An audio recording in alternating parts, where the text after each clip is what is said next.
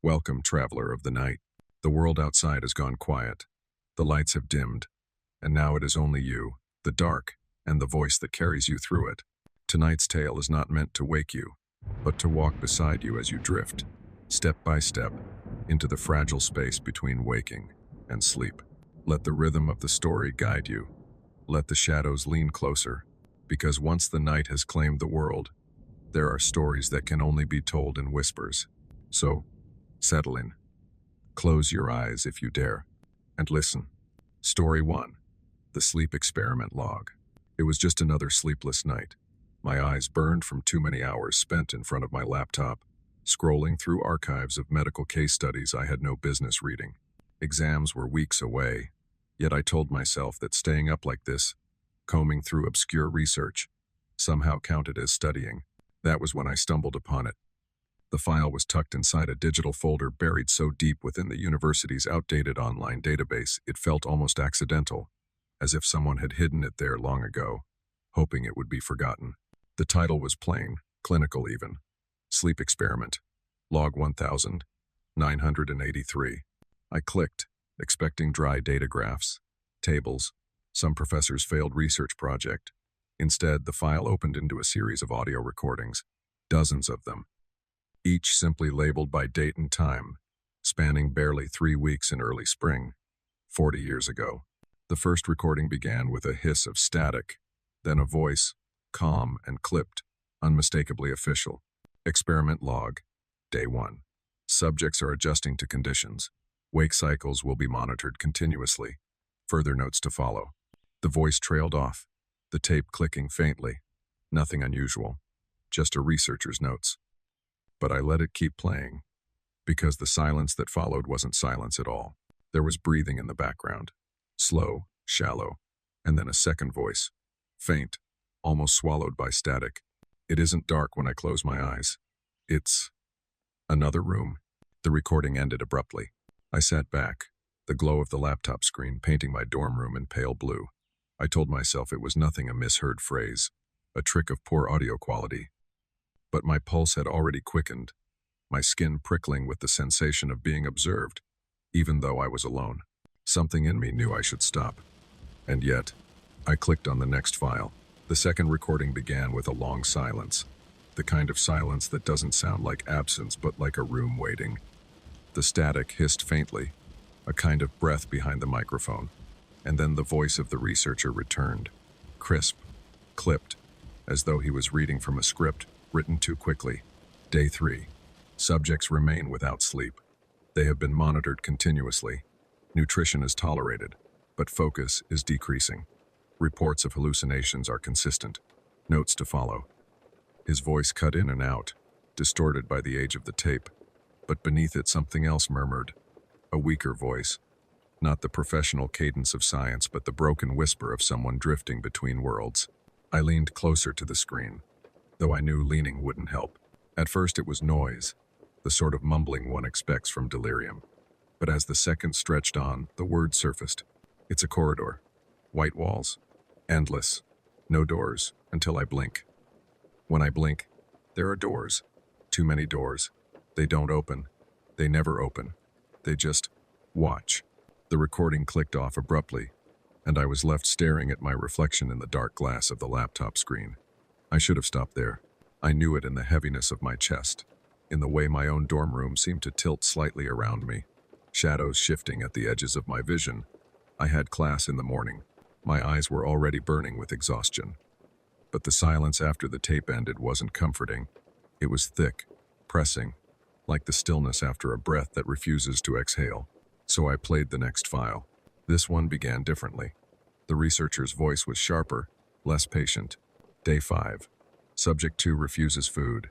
Speech fragmented. Physical condition declining. The voice of the subject cut in before he could continue, loud enough to make me jump. It wasn't a voice so much as a pattern. Syllables hammered into rhythm like the striking of a metronome. Over and over. Unrelenting. The same phrase. Don't let the walls breathe. Don't let the walls breathe. Don't let the walls breathe. The researcher muttered into the microphone. Subject repeats the same phrase. But the tape went on for nearly 2 minutes, the chant rising and falling, sometimes almost swallowed by static, sometimes clear enough to seem as though it was not coming from the recording but from somewhere just behind me. I pulled off my headphones, heart racing. For a moment I thought the words had continued even after the tape stopped, whispering faintly from the dorm walls themselves, the way pipes sometimes groan at night. But no, it was only silence. Only silence. And yet my dorm room didn't feel like mine anymore. The lamp on my desk cast light across the walls, but the corners seemed to resist it. The far edge of the room, the corner near the door, looked deeper than it should have been, a stretch of shadow that trembled like the surface of water. I blinked hard, rubbed at my eyes, and it was gone. Just a corner, just plaster and paint. I told myself this was suggestion, textbook psychosomatic reaction to the content of the tapes. I was studying sleep deprivation, after all, and here I was, depriving myself of sleep by listening to voices that hadn't been meant to surface again. I told myself all of that. And then, against every ounce of sense, I clicked on the third file. The static began, faint but steady. Then the researcher's voice again. Day 6. Subject 1 shows signs of disorientation. Subject 2 unresponsive. Subject 3 claims to see the observers. There was a pause, a shuffle, a breath too close to the microphone, and then a different voice, trembling, childlike though the subject had been an adult. Stop standing behind me. Stop writing while I talk. I know you're there. I know you're there. I know you. The voice cut into static so loud it made me wince, but through it, beneath it, almost inaudible, came a sentence that didn't fit. A sentence not directed at the researcher at all. Are you listening to? My mouth went dry. I checked the time on my laptop, 3:04 a.m., the hour when silence feels heavier than at any other time. The hour when your body aches for rest, but your mind refuses to descend. I minimized the file, stared at the icons on my desktop, tried to convince myself it was an audio glitch, a layering error, but when I maximized the window again, the audio had not stopped. The recording should have ended. The log was only 30 seconds long, and yet it was still playing, static, steady as breathing. Then a faint scrape, like a chair dragging across a floor, somewhere deep within the file. I froze, watched the progress bar. It hadn't moved. It stayed fixed at 0:31, and still, the sound continued. I closed the file, heart hammering, and the sound cut off immediately. The progress bar hadn't been wrong, the file had ended, but something had lingered. Something had pressed against the barrier of the tape and bled into the present. I sat there for a long time, listening to the silence, waiting for it to pulse again, waiting for the chant to resume, but nothing came. Not from the speakers. Not yet. I hovered over the next file for a long while, fingers resting on the trackpad, as though waiting for some invisible permission. My body knew it was a mistake before my mind could admit it. Yet the curiosity was heavier than fear, and so I clicked. The fourth log was quieter. The researcher's voice sounded strained, no longer crisp and detached, but rough with fatigue. Day 8. Subject 1 is speaking in patterns not previously observed. Subject 3 attempts to sleep but wakes repeatedly, claiming someone is inside the room. Subject 2 is silent, though pulse remains elevated. All subjects appear to be listening. The recording paused there, a crackle of static filling the void. And then the voice of Subject 1 broke through, low and ragged, words spilling without rhythm, as if sleep itself had rearranged the logic of language. It's not walls, not doors, not light. It's the place where the eyelids go when you close them. They told me to wait there. They said someone else was already waiting. My scalp prickled. I pulled the blanket tighter around my shoulders, though the dorm was warm. The voice was weak, but there was intent behind it, as if the words weren't being recorded for the researchers at all, but for whoever would someday listen again. For me, the tape hissed, and in the hiss I heard something impossible. The faint rustle of movement, a shuffle of feet on concrete, too soft to be the subjects, too soft to be equipment, the sound of someone adjusting their position just out of sight. I paused the file. The hiss ended instantly, the room fell still. But I could have sworn the rustle continued for half a breath longer, as though it had not come from the tape. I pressed play again, desperate to prove myself wrong. The fifth recording began almost immediately, as though it had been waiting beneath the pause. Day 9. Subject 3 has stopped eating. Subject 1 insists the room has changed shape. I see no evidence of this. There was a scrape, the familiar sound of a chair dragging across cement, and then a voice cut through, shrill, trembling, almost a child's cry. "They're building another door. Right now, behind you. Can't you hear it?" The researcher muttered something inaudible. Papers rustled, and then the tape ended. I sat motionless, staring at my own door across the dorm room. It was shut, as it always was, solid, still. Yet I could not stop listening for the faintest sound behind it. Some construction beyond wood and paint. Some architecture I was not meant to enter. I tried to shake it off. Tried to remind myself that the people in the tapes were hallucinating, deprived of sleep, breaking apart. But the idea clung to me, sticky and insistent, that new doors could be built where none had been before, that walls could shift their allegiance at will. I clicked the sixth file, almost angrily, as if to drown out my own thoughts. Static, louder now, as though the machine itself was protesting. The researcher's voice came through distorted, blurred by interference. Day 11. Subject 2 is no longer responding. Subject 1 refuses to stop speaking. Subject 3 insists they are not alone, even when restrained. A pause. Then, faint and clear, as though leaning close to the microphone, Subject 1 whispered, "Stop listening. Stop listening. You're already too close." The whisper burrowed beneath my skin. My ears rang with it long after the tape clicked off. I replayed it twice, convincing myself I had misheard, that it was nonsense syllables strung together by a collapsing mind. But the cadence was unmistakable.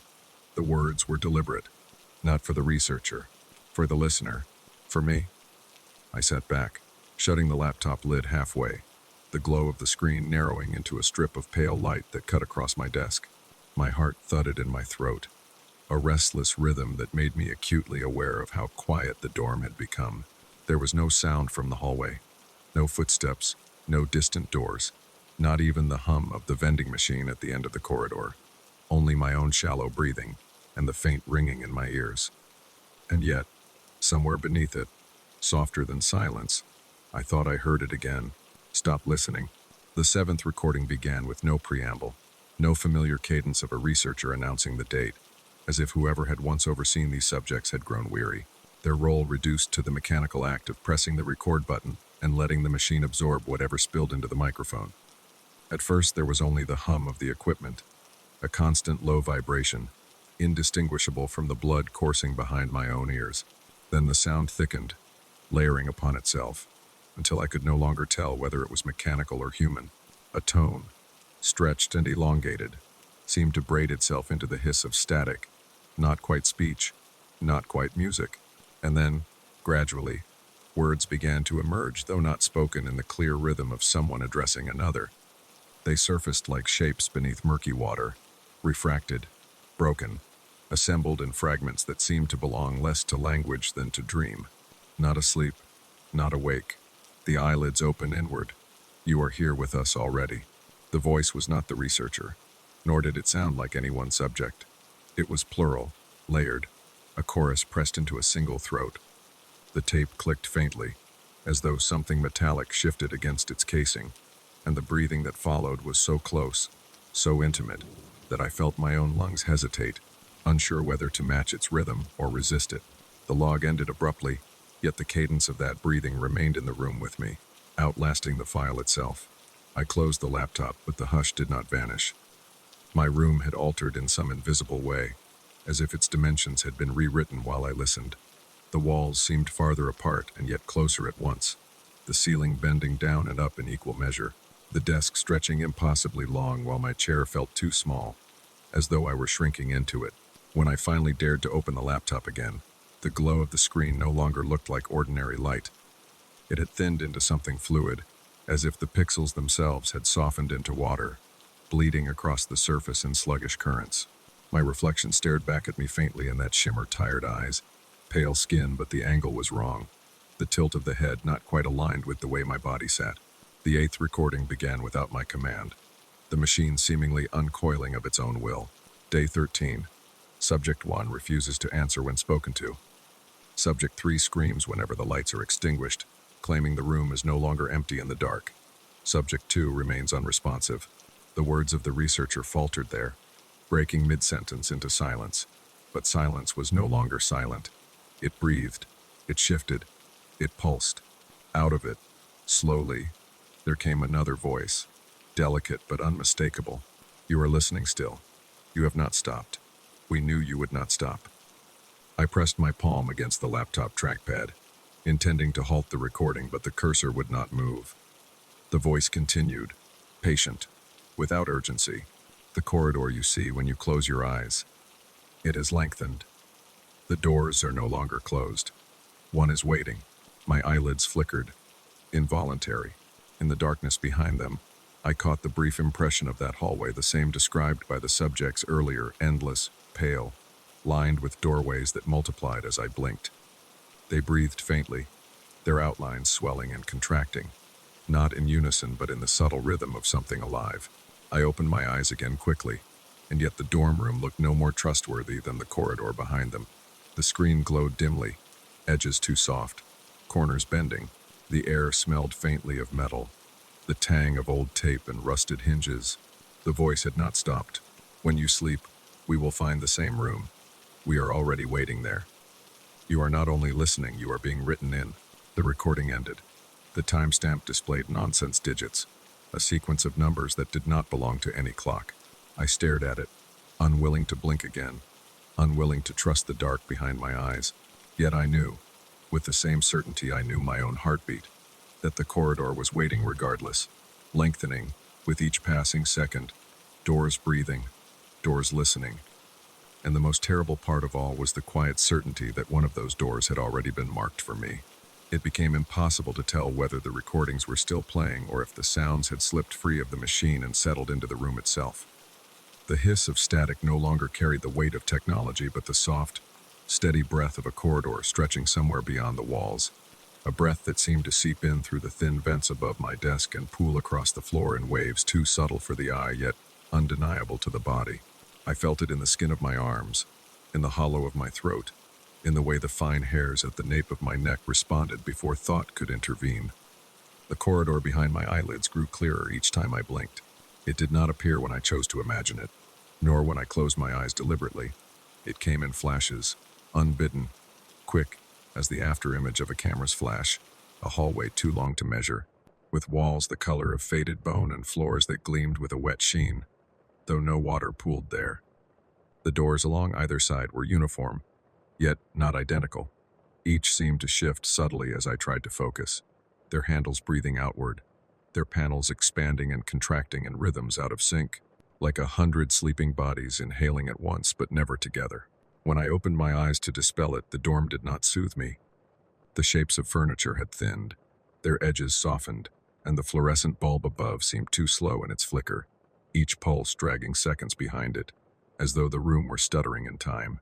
The desk stretched forward, its wood grain flowing longer than memory, and the laptop screen no longer sat upon it like an object, but like a portal of pale water rippling outward. The reflection upon its surface was my own, yet not entirely mine. My posture bent differently, my mouth slackened in an expression I did not recognize, as though the figure mirrored there had grown tired of waiting and revealed its own indifference. The 8th file remained open on the desktop, timestamp frozen in those nonsensical digits that bore no relation to hour or minute. But even with the lid half closed, the voice continued to rise and fall, no longer crisp, no longer aligned with any human throat, but a layered murmur that seeped directly into the folds of thought. It no longer announced itself in words. Instead, it pressed impressions upon me, textures of meaning without articulation, a door already open, a hand poised to beckon, a room where the ceiling bent down like the lid of an eye. The sensation of being drawn outward was unmistakable. I felt myself walking, though I remained seated, each breath tilting me forward into that corridor. My body obeyed the rhythm of the voices, not by choice but by alignment, as if their cadence had replaced my own heartbeat. The walls of the dorm pressed outward like lungs exhaling, and the air tasted faintly of copper and dust, like old film reels unspooling. I blinked once more, too slow to resist it, and the dorm collapsed into silence. The corridor now stood complete, not as vision, but as presence. I felt the weight of its length beneath my feet, the subtle vibration of its unseen machinery, the way the air thickened with something that could not be called darkness but absence, a removal of light so total that it felt textured, as if I could reach out and press my fingers into its density. The doors remained along the walls, uncountable in their repetition. Some whispered as I passed, their voices faint as the rustle of paper, yet each syllable aligned with the recordings I had heard, fragments of the subject's ramblings, words about eyelids and waiting and doors that were not built but breathed into existence. My ears rang with their insistence, and I realized too late that I was slowing my steps, pausing to align myself with those faint whispers, tilting my head to catch every syllable as though it were addressed to me. And then I recognized one voice. It was mine, not the voice I knew from speaking aloud, but the one I heard only within, the silent current that guided thought into language. It murmured from behind the fourth door on the left, so certain, so familiar, that I felt a pull in the muscles of my chest, an ache that urged me closer. The handle swelled gently, as if inhaling, and the door creaked forward a fraction, releasing a coolness that washed against my skin like the breath of something vast. I reached without thinking. My hand hovered inches from the handle, and the metal seemed to anticipate the contact, humming faintly, the rhythm perfectly aligned with the distorted pulse that still throbbed in my ears. I did not know if opening it would reveal a room or a mirror, a subject in restraint or a reflection of myself already inside, but I knew with a certainty deeper than logic that the tapes had not been meant to document anything. They had been meant to open. And somewhere in the farthest reach of that endless corridor, another door groaned upon its hinges, a low and hollow resonance that carried forward like a bell tolling through water. The sound did not frighten me. It steadied me, reassured me that the architecture was not random, that the corridor had grown for a reason, that every doorway had been placed with intention. It was not a hallucination. It was an invitation.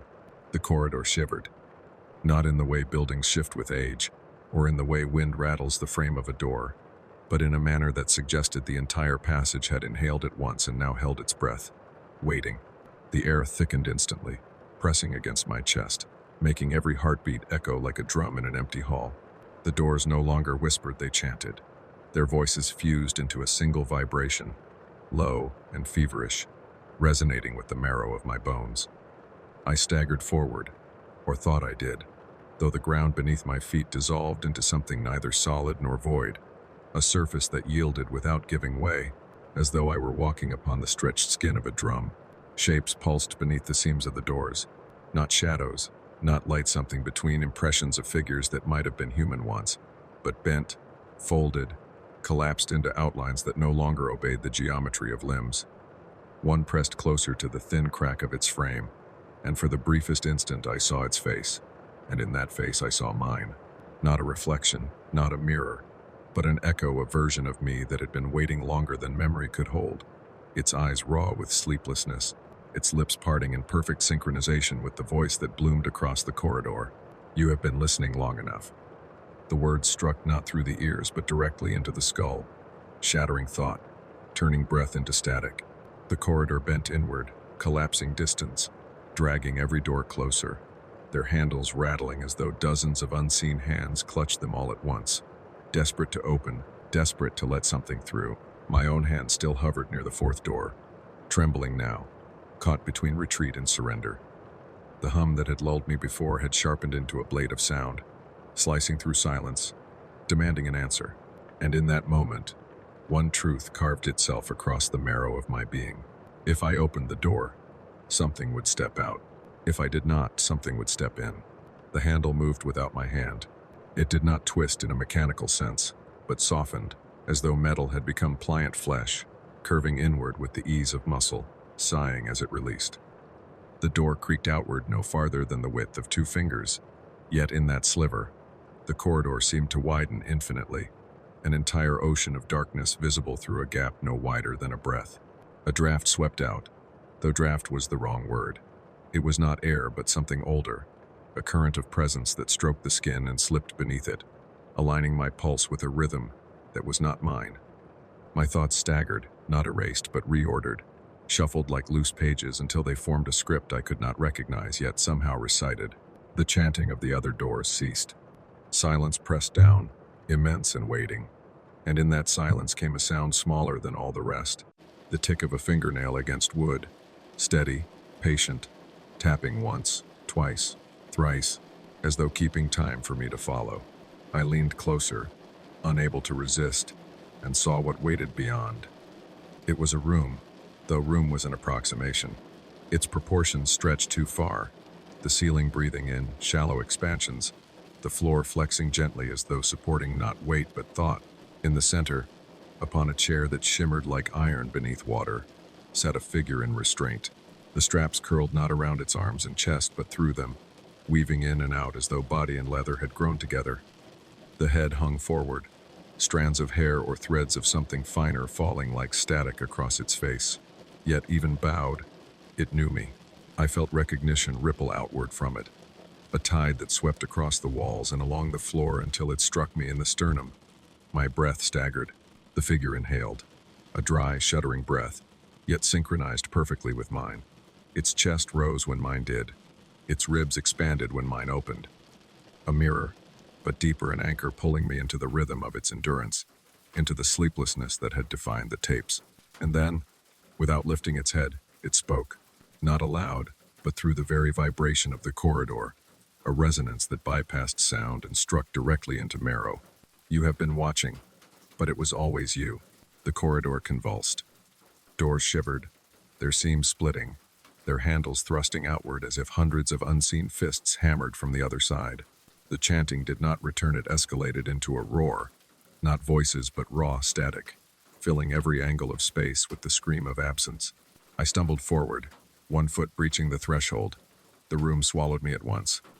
The corridor collapsed behind, folding into itself until the door slammed shut with a finality that cracked like thunder, leaving me inside, face to face with the figure still bound to the chair. It lifted its head, and the face that gazed at me through the veil of its hair was my own, sleepless and hollow, eyes filmed over with a lightless shimmer that belonged not to sight but to the unending wakefulness of the tapes. The room did not close in, as one might expect, but swelled outward in every direction, a tide of shifting walls that rose and fell like the slow respiration of something vast. Shadows bent into impossible angles, stretching too long, then snapping short, as though the very geometry of the space resisted the concept of permanence. The chair remained fixed in its center, yet even it seemed to float, tethered not to the floor but to some unseen axis of thought. The figure, that broken image of myself, watched without blinking. Its eyelids trembled faintly, but they never closed, held open by the weight of sleeplessness that had settled into its face like a second skin.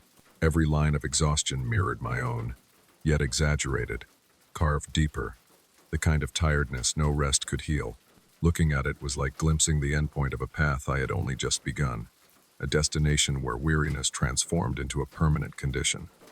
When it breathed, I felt the air stir inside my chest, though no oxygen entered my lungs.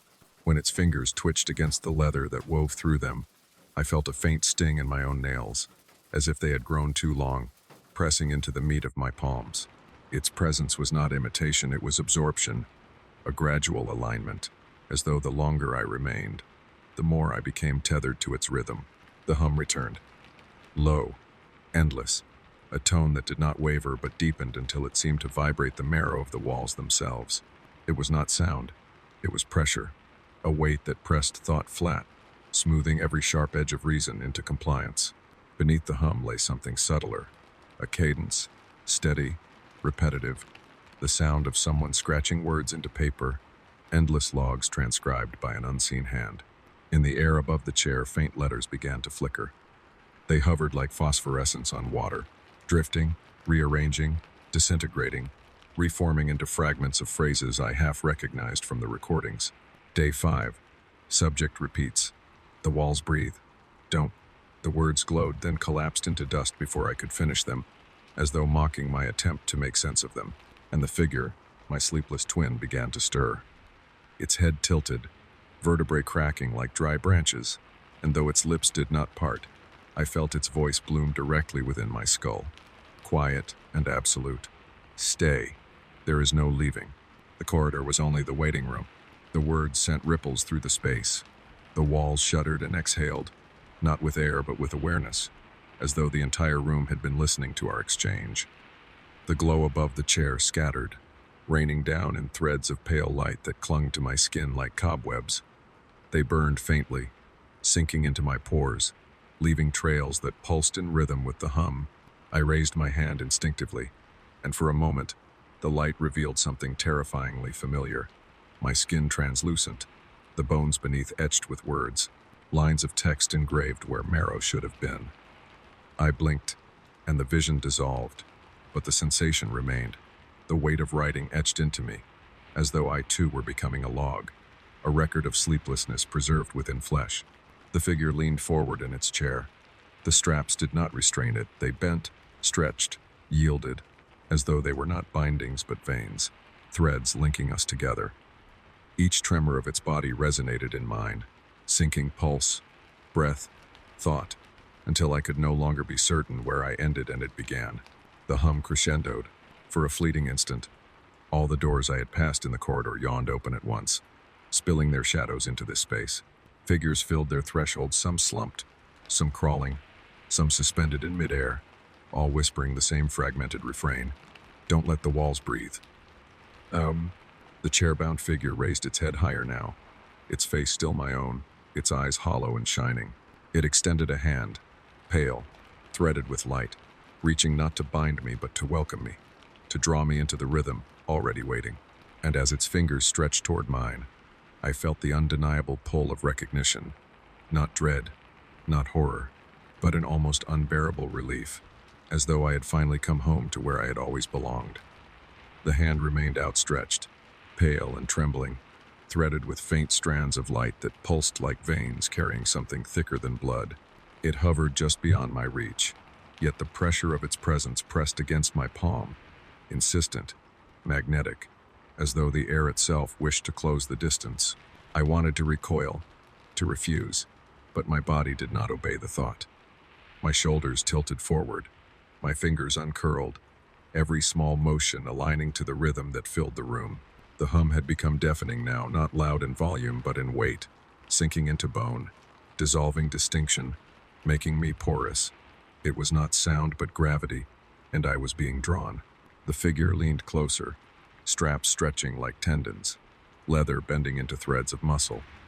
Its face was mine, yet older, etched deeper with exhaustion, with sleepless years that had carved hollows where eyes should rest. Looking into it was like staring at the end of a tunnel, the final stage of a journey I had only just begun. Its lips trembled faintly, and though no words were spoken aloud, the message seeped directly into the folds of thought. You are already here. You always were. The room shifted with the declaration. The walls collapsed outward into corridors upon corridors, hallways unfolding like paper, doors multiplying until space itself was drowned in them.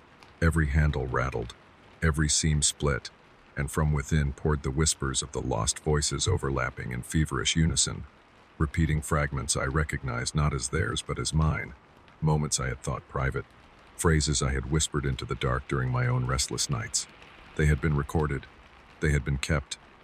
My knees buckled under the weight of it, the unbearable recognition that the experiment had not ended in 1983, that it had never ended, that the tapes were not a relic but a net, thrown wide and patient, catching anyone foolish enough to listen. The figure rose from its chair. The straps did not fall away.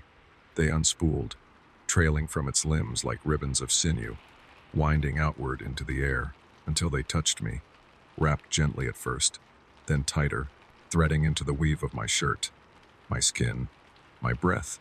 I gasped, but the sound was not mine anymore. It was the hiss of static, the drone of the tape recorder, the endless log continuing. The laptop still glowed faintly in the corner of my vision, though I had long since left the dorm room behind. On its frozen screen, the progress bar inched forward, though no file was open. A new recording had begun unlabeled, nameless. It was capturing me. For a moment, a final moment of clarity, I realized there was still a choice. The straps tightened, but had not yet pierced. The hand hovered still, waiting, patient. I could retreat, wrench myself backward, claw my way through the seams of this room and pray that the corridor would allow me passage back to my body. Or I could surrender, let the hand meet mine, let the hum claim me, and dissolve into the log where the sleepless waited, preserved forever in a chorus of whispers. The hum deepened one last time, resolving into a tone so vast it seemed to still the pulse of the world. My reflection's eyes widened, endless and hollow, waiting for my decision. And in the silence that followed, I understood the truth too late. There had never been a choice. The experiment had been listening to me from the beginning. The hand closed over mine. Story 2. The lake beneath the school. It began as a whisper in the hallways, a story traded between students when the teacher's back was turned, when the fluorescent lights above flickered in that faintly suspicious way, when boredom needed the spark of something forbidden. They said the school had been built on a lake, though you wouldn't know it from the tidy soccer fields or the paved parking lot stretching smooth and ordinary around the building. They said the lake had been filled in decades ago, sealed with earth and concrete, as though you could bury water the way you bury bones. I had heard the rumor many times, never believing, until the first night I stayed late. The corridors emptied of voices faster than I expected, lockers slamming shut like the echo of distant machinery, the janitor's cart squeaking once before disappearing into another wing. Soon it was just me and the sound. Not silence, never silence. A faint gurgle, a trickling, like pipes coughing somewhere deep in the walls. At first I thought it was nothing unusual. Old buildings breathed and groaned, their veins rattling with age. But then I noticed the rhythm, not random, not mechanical, a pulsing, steady and low, like the heartbeat of something vast and hidden, pressing against the bricks from beneath. When I told my friends, they laughed. They said it was just the plumbing, or maybe my imagination winding itself into stories. But one of them, Eli, leaned forward with a grin that was almost serious. "It's the lake," he said. "It never left. They just built the school on top of it, and sometimes it tries to come back." Ungrom. The next day, in the restroom on the first floor, I saw it for myself. The stall at the far end was flooded, not with clean water but with a murky darkness that lapped against the tiles.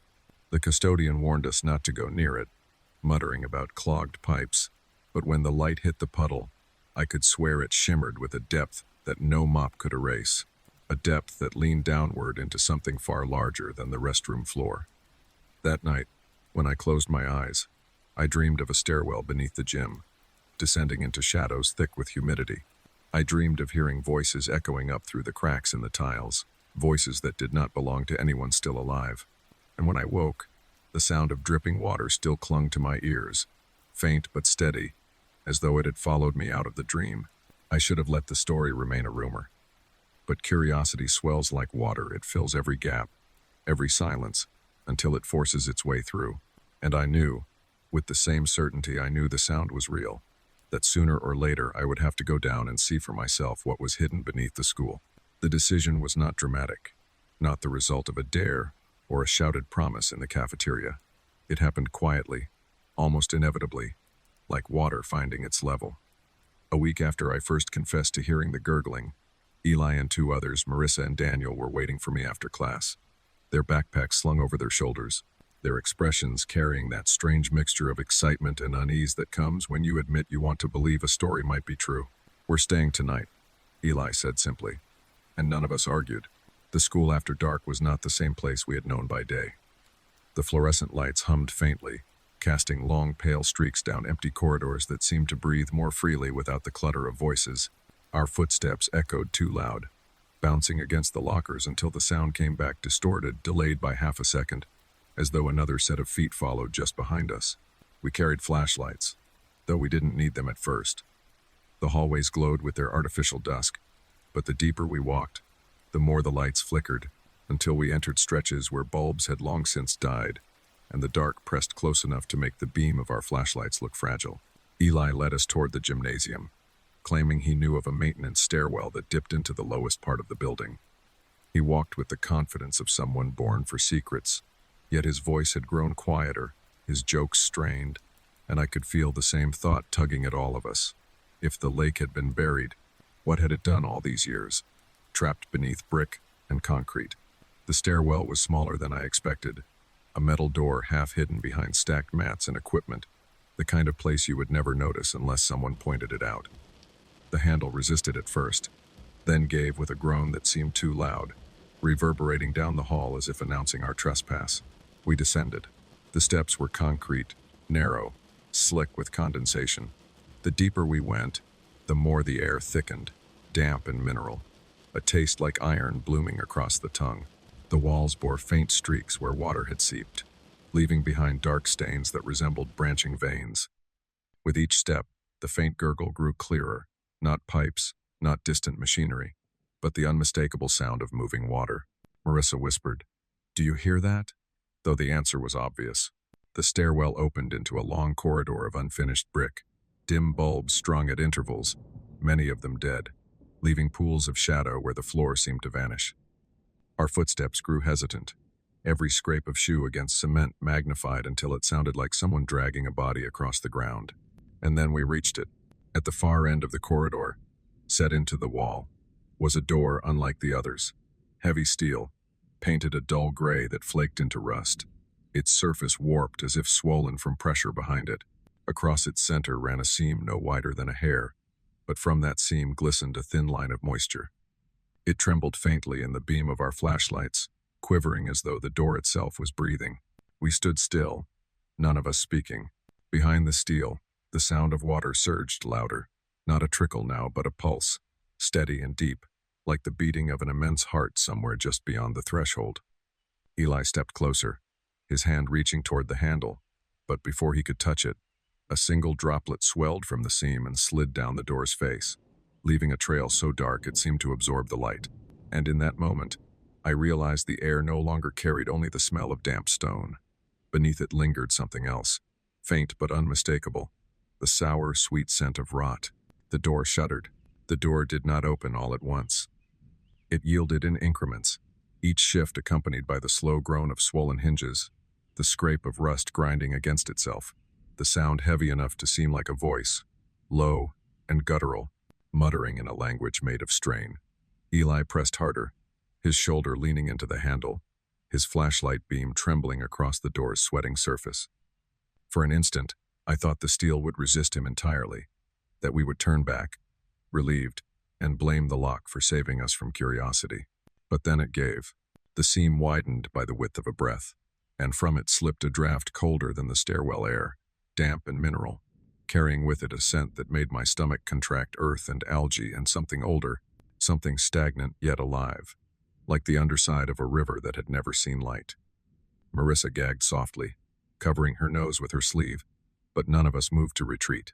The air itself seemed to draw us forward, beckoning, as though the darkness behind the door was not emptiness but invitation. Eli braced his foot against the frame and shoved, and the hinges wailed as the door lurched inward, spilling a sliver of black so dense it seemed to drink the light from our flashlights. We stood at the threshold, beams sweeping across a chamber larger than I could have imagined. The walls were unfinished stone, slick with condensation, veins of water trickling down their faces and collecting in shallow rivulets along the floor. And beyond, stretching farther than the light could reach, lay water. Not a puddle, not a reservoir contained neatly by foundation. A lake, its surface shone faintly, catching our lights in fragments, reflecting not with the clarity of glass but with the distortion of something alive, shifting.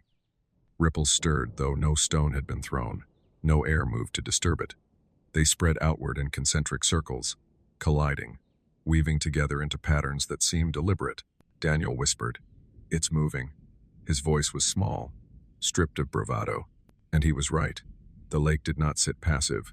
Its black surface swelled faintly, like a chest inhaling, and then relaxed, exhaling in silence. Water should not breathe, but the rhythm was undeniable. We edged inside, our footsteps absorbed by the damp. The air grew cooler with every step, the kind of chill that sank not into skin but into bone, threading through joints, hollowing out marrow.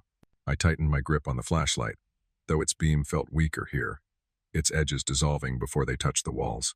Closer to the shore, we saw them. Chairs. School chairs.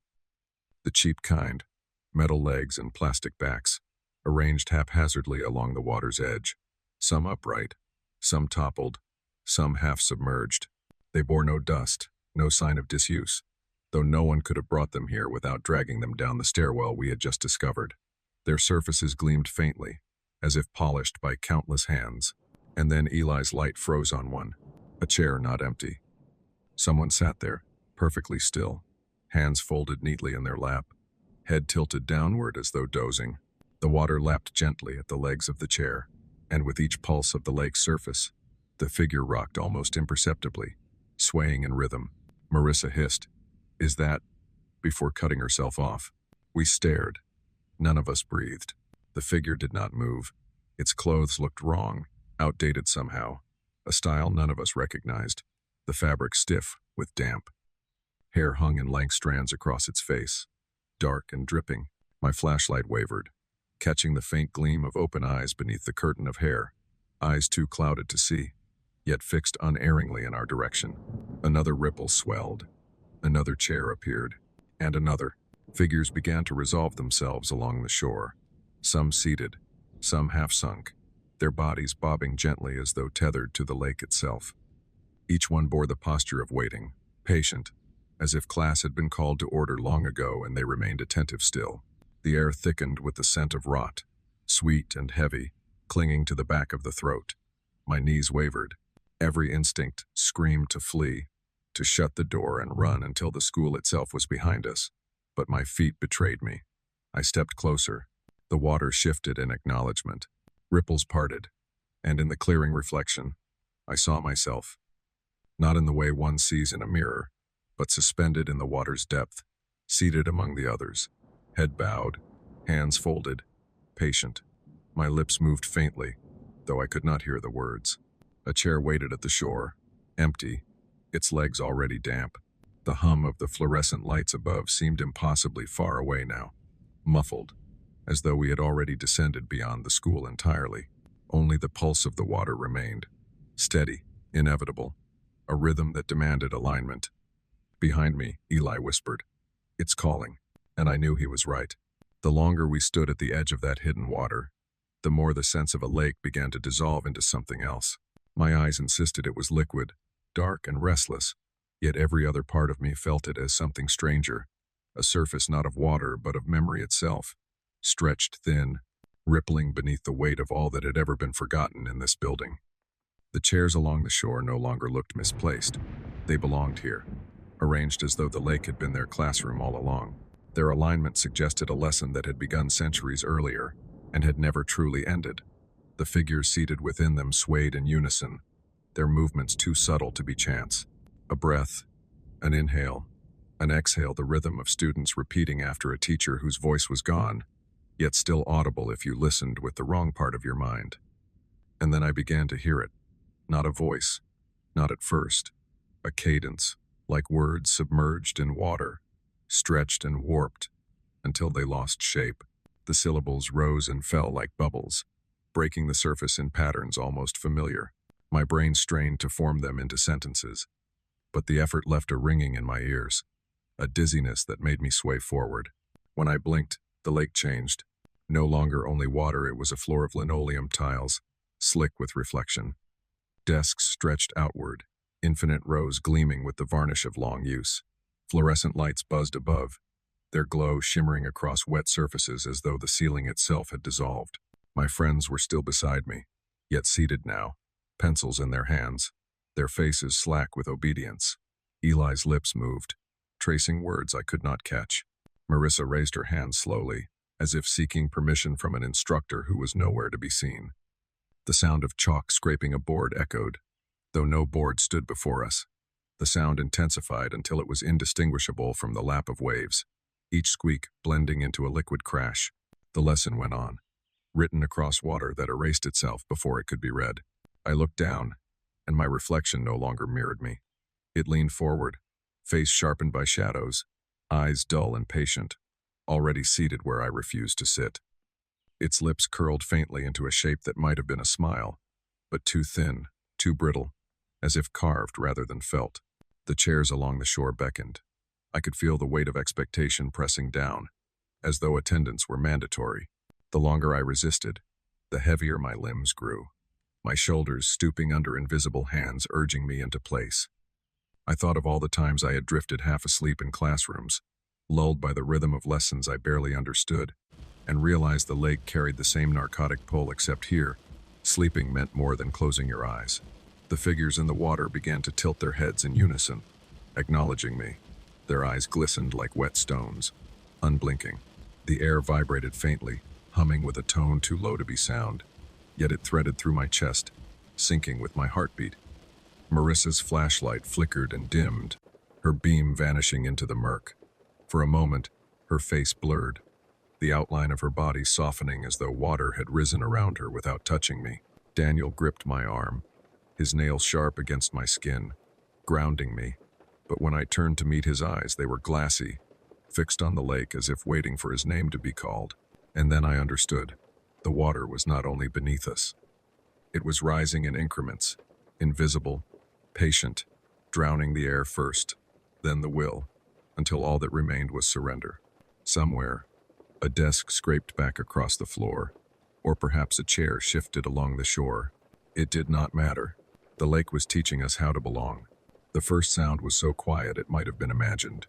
The faint drag of chalk against a surface, hesitant, uncertain, yet undeniably present. None of us moved, but every head turned fractionally, as if compelled by something older than thought. The beam of Eli's flashlight swept across the chamber, but there was no board, no wall-bearing words, only the slick stone and the vast expanse of water breathing in silence. Yet the sound continued. A line drawn, another, the pause of a hand lifted, then more strokes, deliberate, patient, forming letters we could not see.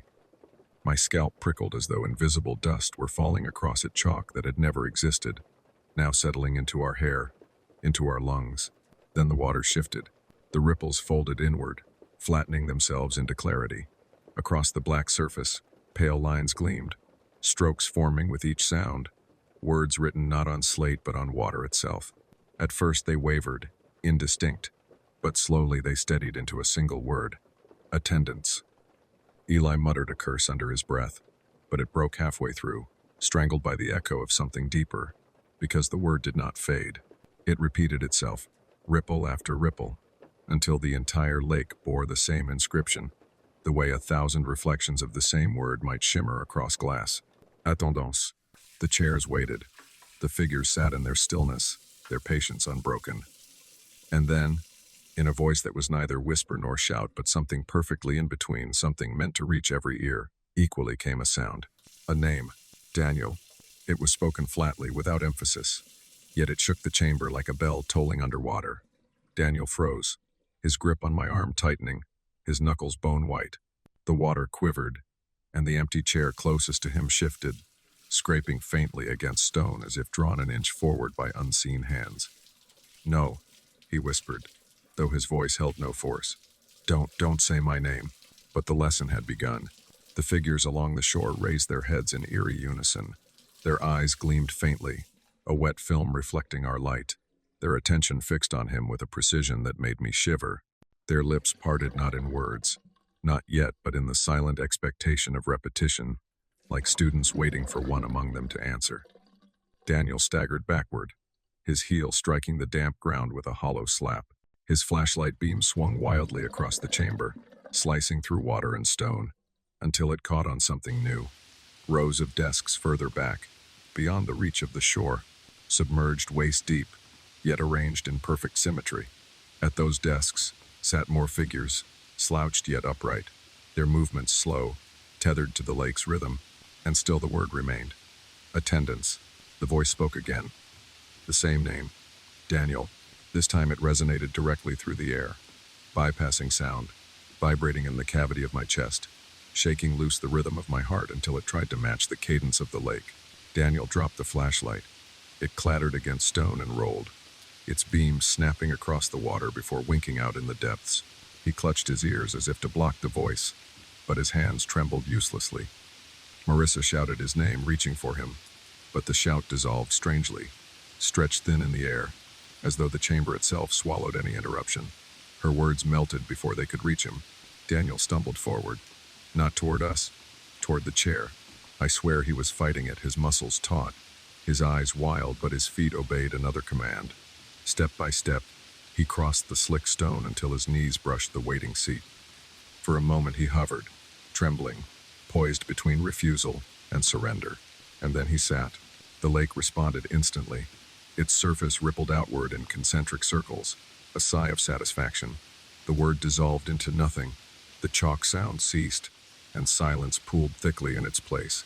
Daniel's head bowed, his hands folded neatly in his lap, his body swaying with the same rhythm as the others. I tried to scream, but the air lodged in my throat thick as water. My chest heaved soundlessly, my body betraying me. The lake had claimed him, and we knew, every one of us, that more names would follow. The silence that followed Daniel's surrender was worse than the voice that had called him. Silence should have been relief, an end to the command that pressed into marrow. But here it felt like an expectant pause, the pause between a question and its answer, between a lesson begun and the first recitation. The lake did not rest. Its ripples steadied into rhythm, the water breathing in unison with the bowed figures, each inhalation swelling the surface, each exhalation sinking it back into shadow. The empty chairs along the shore gleamed faintly as though oiled, prepared, their metal legs already damp from anticipation. The air shifted with the scent of chalk and mildew, a fusion so precise I could not tell if I stood in a classroom or on a shoreline. Then came the scratching again. This time it was louder, faster, confident. A hand had found its lesson. The strokes carved across unseen slate, and in their wake, the water shimmered with pale lines of text. Not one word now, but sentences sprawling, collapsing, reforming, written in a hand too quick for the eye. Some phrases I almost recognized, dates, formulas, fragments of poems I remembered half from childhood, but before recognition could settle, the letters dissolved, replaced by others, until meaning itself became liquid. Marissa clutched my arm, her nails biting deep. It's writing us," she whispered, though her voice was only air, not sound. And I saw that she was right. Between the dissolving lines, our names flickered, scrawled in loops and angles, erased before they could be read aloud. The figures in the chairs lifted their heads together, their mouths opened. At first, no sound emerged. Their jaws worked silently, lips forming shapes like children mimicking a teacher's mouth. But then faintly, as if from beneath the surface of the water itself, came the drone of repetition. Words echoed in tones blurred by liquid, rising and falling like waves. The lesson was underway, and Daniel's voice threaded among theirs, droning with them, indistinguishable now, swallowed into the class. The lake's reflection shifted again. The shoreline was no longer stone but a row of tiled floors, pale under fluorescent glare. The water was gone, replaced by aisles of desks that marched outward, infinite, their tops carved with names and initials etched by restless hands. The smell of damp earth fused seamlessly with pencil shavings and cleaning solvent. A clock ticked somewhere, though its hands spun without direction, circling endlessly, and we were seated. Not physically, I knew my body still stood near the door, my knees trembling, but in the reflection, in the reality that pressed against ours like a second skin. Marissa sat 2 desks behind me, Eli across the aisle, Daniel at the front, our heads bent low, our mouths moving in rhythm with the lesson none of us could understand. I tried to blink it away, to separate what was seen from what was real, but each blink only deepened the illusion. The classroom pulsed with the cadence of waves, walls breathing in and out like gills. The teacher's voice came at last, though no teacher stood before us, only the chalk, dragging itself across unseen surfaces, inscribing and erasing an infinite rhythm. And when I lowered my gaze again, the lake had returned, water lapping, chairs rocking, figures waiting. My reflection leaned forward in expectation, lips moving as though prompting me. The voice had not spoken my name yet, not Eli's, not Marissa's, but it would. The lesson was patient. Lessons always are. The silence before my name came was worse than the voice itself. It stretched, elastic, straining across seconds until I could no longer tell whether time had slowed to a crawl or whether I had simply stepped outside of it. The water pulsed softly, like a throat preparing to speak, and every chair along the shore leaned fractionally forward, as though the class waited not for the lesson, but for me. Then the voice came, not booming, not whispering, only inevitable. It spoke my name. The chamber shook, though nothing moved. My chest collapsed inward, ribs constricting as if bound by invisible straps. The syllables threaded themselves through me, deeper than hearing, deeper than thought, a command engraved directly into blood. My legs buckled forward before I knew I had taken a step. Eli caught my arm. His grip burned like iron, grounding me for a heartbeat, dragging me half a pace backward. His eyes, wide and bright in the flashlight's dim halo, said what his mouth could not. Don't answer. But the lesson had no patience for resistance. The scratching resumed, violent now, chalk tearing into stone, sparks of sound grating against bone. The water surged upward, ripples collapsing into waves that slapped against the shore, spraying our legs with droplets colder than winter. Each droplet stung like acid, sinking instantly through fabric to burn the skin beneath. The figures rose. Not all of them, not yet. A few at first, their chairs scraping back across the stone in unison, followed by another row, and another, until the chamber rang with the staggered groan of movement. They stood with an awful grace, their heads tilted at angles too exact to be human, their limbs jerking slightly as though marionette strings tugged them into place, their eyes fixed on me, unblinking, their mouths opening and closing in silent repetition. Behind me, Marissa sobbed once, a sound smothered instantly by the weight of the air. Eli dragged at my arm again, but my body felt tethered, not to the floor, not even to the lake, but to the empty chair waiting at the shore. The voice spoke again, louder this time, though still without force, as though it had no need to shout. My name, stretched until it became more than identity, until it became destiny. The chalk strokes resolved briefly into a sentence across the water's surface. Be seated. The ground beneath us shifted. Stone gave way to linoleum, linoleum to stone, walls collapsing and reforming in endless rhythm. One blink showed me the cavern, slick and dripping. The next revealed rows of fluorescent lit desks stretching into infinity. Between the two, I no longer knew which was the mask and which the truth. Eli screamed my name, not in the cadence of the lesson, but in defiance, tearing it free of their rhythm. The sound cracked something open, and for a fraction of a moment the spell loosened. My knees unlocked, my chest filled with breath again. I bolted. I don't remember choosing the direction, only that my feet carried me toward the stairwell, the beam of a half-dead flashlight jerking against the walls. Marissa was behind me, or perhaps beside me, her sobs echoing, folding into the sound of waves slamming against the chamber walls. Eli's voice roared once more, then cut short, swallowed. I didn't look back. The stairwell stretched impossibly, each step repeating, as though I had fallen into a loop where escape was only the illusion of ascent. My lungs burned, my throat raw with air too thick to breathe. Still, I climbed. At last, a door. The steel one, still gaping. I slammed through it, dragging Marissa, or maybe only her shadow behind me. The stairwell lights flickered back into being, buzzing with the banal hum of electricity, as if nothing had ever been wrong. And yet, even in that moment of escape, the lesson did not end, because in the silence between each buzz of the fluorescent bulbs I heard it, the scrape of chalk, the drone of repetition, voices rising and falling in waves. And in every polished floor of that school since, I have seen faint ripples where no water should be. For days afterward, the ordinary rhythm of the school returned. Bells chimed, sneakers squeaked across waxed floors, lockers slammed and rattled with the same tired violence. Teachers droned through lessons, and students bent over notebooks with their familiar mix of attention and boredom. And yet, nothing was ordinary. Every surface seemed too smooth, too polished, as if wax or varnish had been laid to conceal something restless beneath. The hum of the fluorescent lights carried a faint undertone, the suggestion of a second voice murmuring beneath the first, a cadence you could almost mistake for words if you listened too closely. When I closed my eyes in class, just for a moment, I felt the chairs around me sway in time with some unseen tide. I imagined the desks anchored by chains, the floor beneath us transparent, water rising inch by inch, and sometimes, in the soft shuffle of papers or the squeak of chalk, I heard my name nearly spoken, cut short before the final syllable. No one else mentioned Daniel again.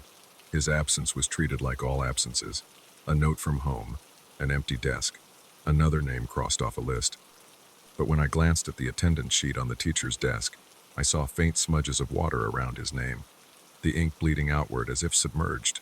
I have not gone back to the stairwell, but sometimes late at night, I dream of it, not the descent, not the door, but the lake itself, breathing quietly beneath the school, patient as ever.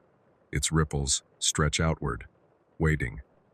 And in those dreams, the word always rises, pale and steady across the water's surface, until there is nothing left to see but that single command: attendance. Story 3. The Vanishing Convoy. There are stretches of road at night that feel less like places and more like states of mind. Strips of asphalt where the world dissolves into nothing but lane lines and distance. I had been driving for 14 hours already, hauling freight that no one ever asked about and that I never cared to consider, my eyes stinging from the stingy rhythm of coffee and headlights. The desert spread endlessly in both directions, a flat expanse that reflected nothing, swallowed everything, leaving only the hum of the engine to remind me I still existed. The highway was empty. Not quiet engines are never quiet, and the wheels hummed their ceaseless hymn, but empty in a way that pressed into the skull, as though I had been the last person to leave the world behind and no one had followed.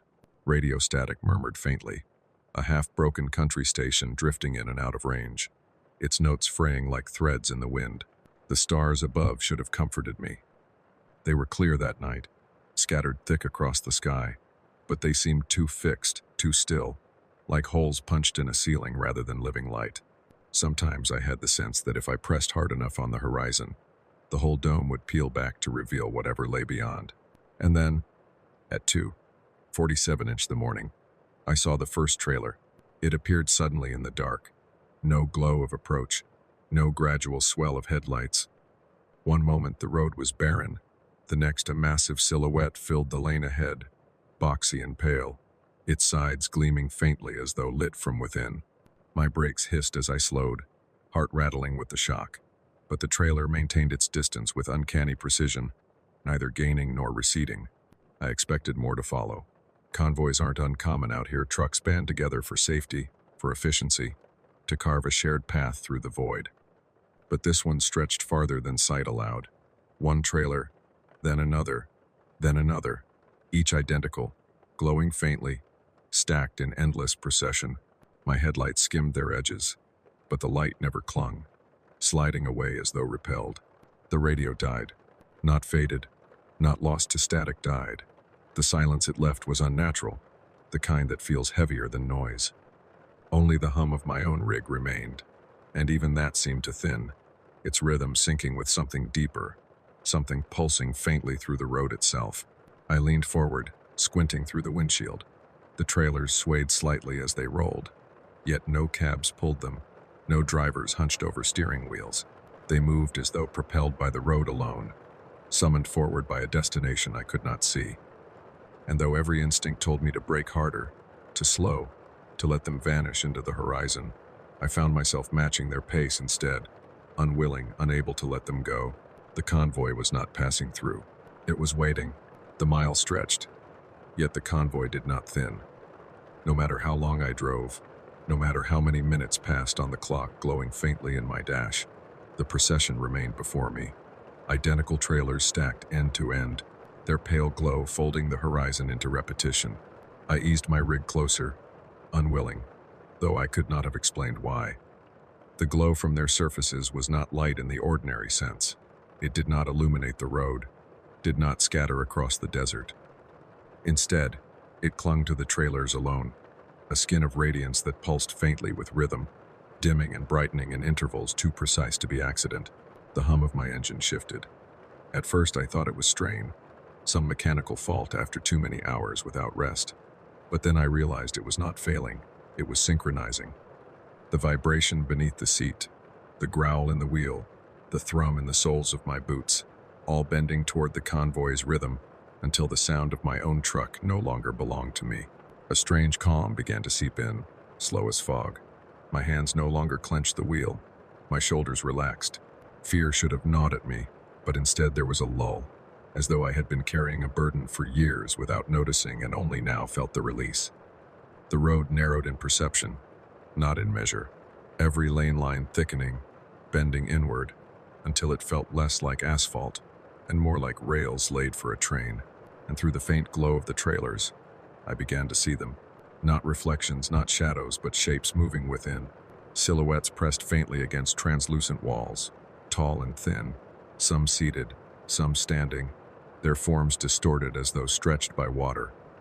They swayed gently, not to the bumps of the road, but to the rhythm of the glow itself, each pulse drawing their bodies into motion, each dimming letting them rest. I blinked hard, expecting the images to vanish. They remained. A trailer closer than the others shifted faintly to the side, its glow thinning just enough that my headlights caught deeper within. For a breath, I saw rows of chairs bolted to the floor, and in those chairs sat figures with heads bowed, hands clasped neatly, swaying in unison. A procession of passengers, perhaps, but not alive in the way passengers should be. My pulse stumbled. I wanted to brake, to let the convoy vanish into the horizon without me, but my foot hovered useless above the pedal. The thought of pulling away felt impossible, like stepping out of line during a ceremony where everyone else still bowed. Somewhere in the convoy, deep among the endless trailers, a sound began. It was not mechanical. It was not wind. It was a hum, low and layered, vibrating through the air in tones too precise to be random. A choir of resonance, not voices but machines, or perhaps the trailers themselves, speaking in harmony. The sound seeped into me, threading through my ribs, sinking with the rhythm of blood until I felt hollow, carried by it. And still, I drove. The highway ahead was gone now, erased by the glow, by the endless procession. I had the sense I was no longer moving through space at all, but circling inward, deeper into some center the road had always concealed. Time collapsed, stretched minutes or hours. I could not tell.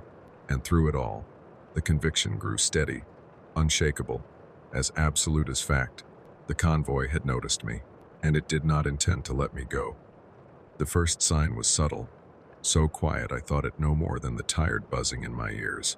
The hum of the convoy deepened, layering itself into tones so low they felt more like touch than sound, a vibration threading through bone. My hands tingled on the steering wheel, every pulse of the trailer's glow syncing with the nerves in my fingertips. Then, beneath the drone, a cadence began. It was not language, not at first. A rhythm of rise and fall, almost like the patterns of breath, syllables formed from vibration rather than voice. But the longer I listened, the more certain I became that the sound pressed at the edges of comprehension, like words half remembered from a childhood lesson, familiar but just out of reach. I leaned forward without meaning to. The dashboard glow blurred at the corners of my vision. All that mattered was the convoy stretching before me, endless, patient.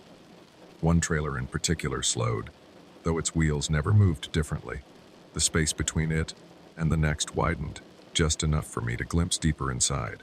The glow thinned, translucent, and I saw myself, not exactly me, not reflection, not shadow. A figure hunched in the driver's seat of a cab, bolted to nothing, hands gripping a wheel that led nowhere.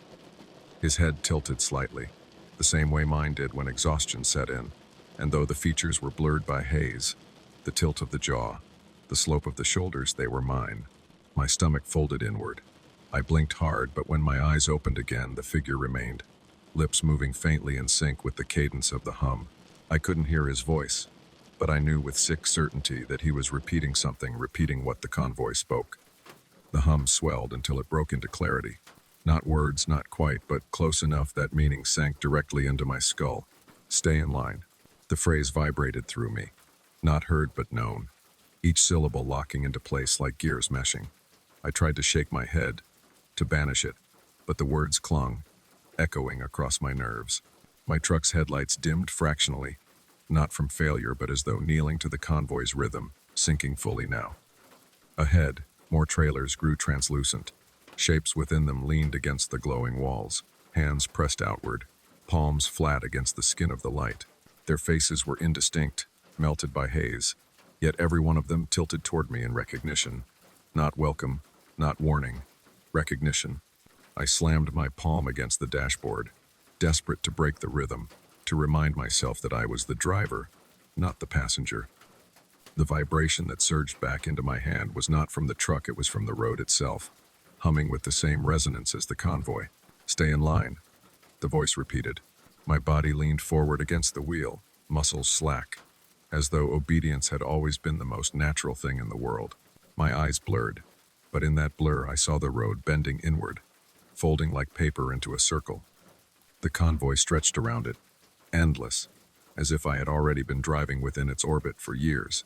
And deep in the glow, far ahead, something shifted. A seam splitting, a trailer door cracking open by a breath, light spilling outward sharper than before, pulsing with a rhythm so powerful it drowned thought. The convoy was not only guiding me now, it was preparing to receive me. I let my eyes linger too long on the glow, and the road itself seemed to dissolve beneath me. The asphalt no longer had texture. It might as well have been glass, a black mirror stretching outward in both directions. My headlights spilled across it without resistance. The beams swallowed whole, reflecting not sky, not stars, but the pale shimmer of the trailers themselves. Time thickened here. Each second swelled, fattened with silence, until it felt like an hour, while whole miles collapsed into the space of a breath. The odometer ticked forward, but I no longer believed in its numbers. The convoy had rewritten measurement, flattened distance into sameness, until all that remained were repeating shapes. Box, wheel, cab, box, wheel, cab, infinite. I told myself I was still tethered to my own truck, that the hum beneath my boots belonged to an engine I controlled, that the wheel in my hands still answered to me. But when I glanced sideways into the glow, that certainty faltered. Inside one trailer, I saw myself seated in a classroom desk, my hands folded neatly atop its scratched surface, eyes lowered in perfect obedience. Next, I was standing in a factory line, head bowed beneath harsh lamps, my body swaying to the rhythm of unseen machines. Beyond that, I was hunched over a hospital bed, pale under fluorescent light, my reflection mirrored in a ventilator screen that pulsed with the same rhythm as the convoy. Each glimpse revealed a variation, another life, another posture of surrender. And in every one, I felt the familiarity, not recognition of strangers, but recognition of possibilities, versions of myself caught and filed away, archived in the glow. I gripped the wheel tighter, but the wheel no longer felt solid. Its leather seemed thin, pliant, like wet paper stretched across a void. My palms slid over it, damp with sweat that did not belong to me. Somewhere behind me, the radio clicked faintly, though it had been dead for miles. A single tone leaked through, a note so pure it bordered on silence, a thread weaving itself into the convoy's choir. The trailers nearest me shimmered, their walls no longer held to a single shape. They deepened, rippling like translucent water, and within that depth I saw rows upon rows of figures suspended. They were not seated this time, not waiting, but floating in luminous calm, their bodies drifting as though buoyed by a current that moved in exact harmony with the glow. And among them, I saw my own outline again. Not one this time. Many. My shoulders, my tilted head, my clasped hands. Hundreds of me, weightless, eyes closed, swaying gently, adrift in an eternal procession. My throat tightened. I staggered back in the seat, but there was nowhere to retreat. The cab itself had grown small, toy-like, a stage prop placed carelessly in a theater too vast. My truck did not belong here any more than I did. The hum changed again. It softened, became almost melodic, rising and falling in scales too precise for accident. The convoy was singing now, its tones weaving together in a liturgy, older than engines, older than roads. And though I could not understand the words, my body responded. I felt my pulse slow. My breathing matched the rhythm, as though I had been rehearsing this hymn all my life. For one suspended moment, I felt peace. The fear receded, washed over by the strange beauty of the glow. The light caressed the trailer's edges, silver green and soft, like moonlight rippling across a lake. The figures no longer seemed monstrous but serene, their movements hypnotic, caught between dream and waking. And then, down the line, deeper than sight allowed, a door groaned open. The sound reverberated faintly, metallic and hollow, echoing across the convoy. I turned my head, but the glow blurred the distance, collapsing the horizon. I could not tell if the opening was 10 feet away or 10,000. Others followed. Not fully, not yet. Only cracks, seams splitting just enough to exhale. And from those fissures spilled not air, not dust, but something colder than cold, an awareness that brushed against the back of my neck with invisible fingers. The choir fell silent. The hum resolved into a single, resonant tone that silenced all thought. And in that silence bloomed one realization, steady as truth, immovable as stone. The convoy had not been waiting for me to notice it. It had been waiting for me to arrive. The first trailer door gave way with a sound like metal exhaling after centuries of holding its breath.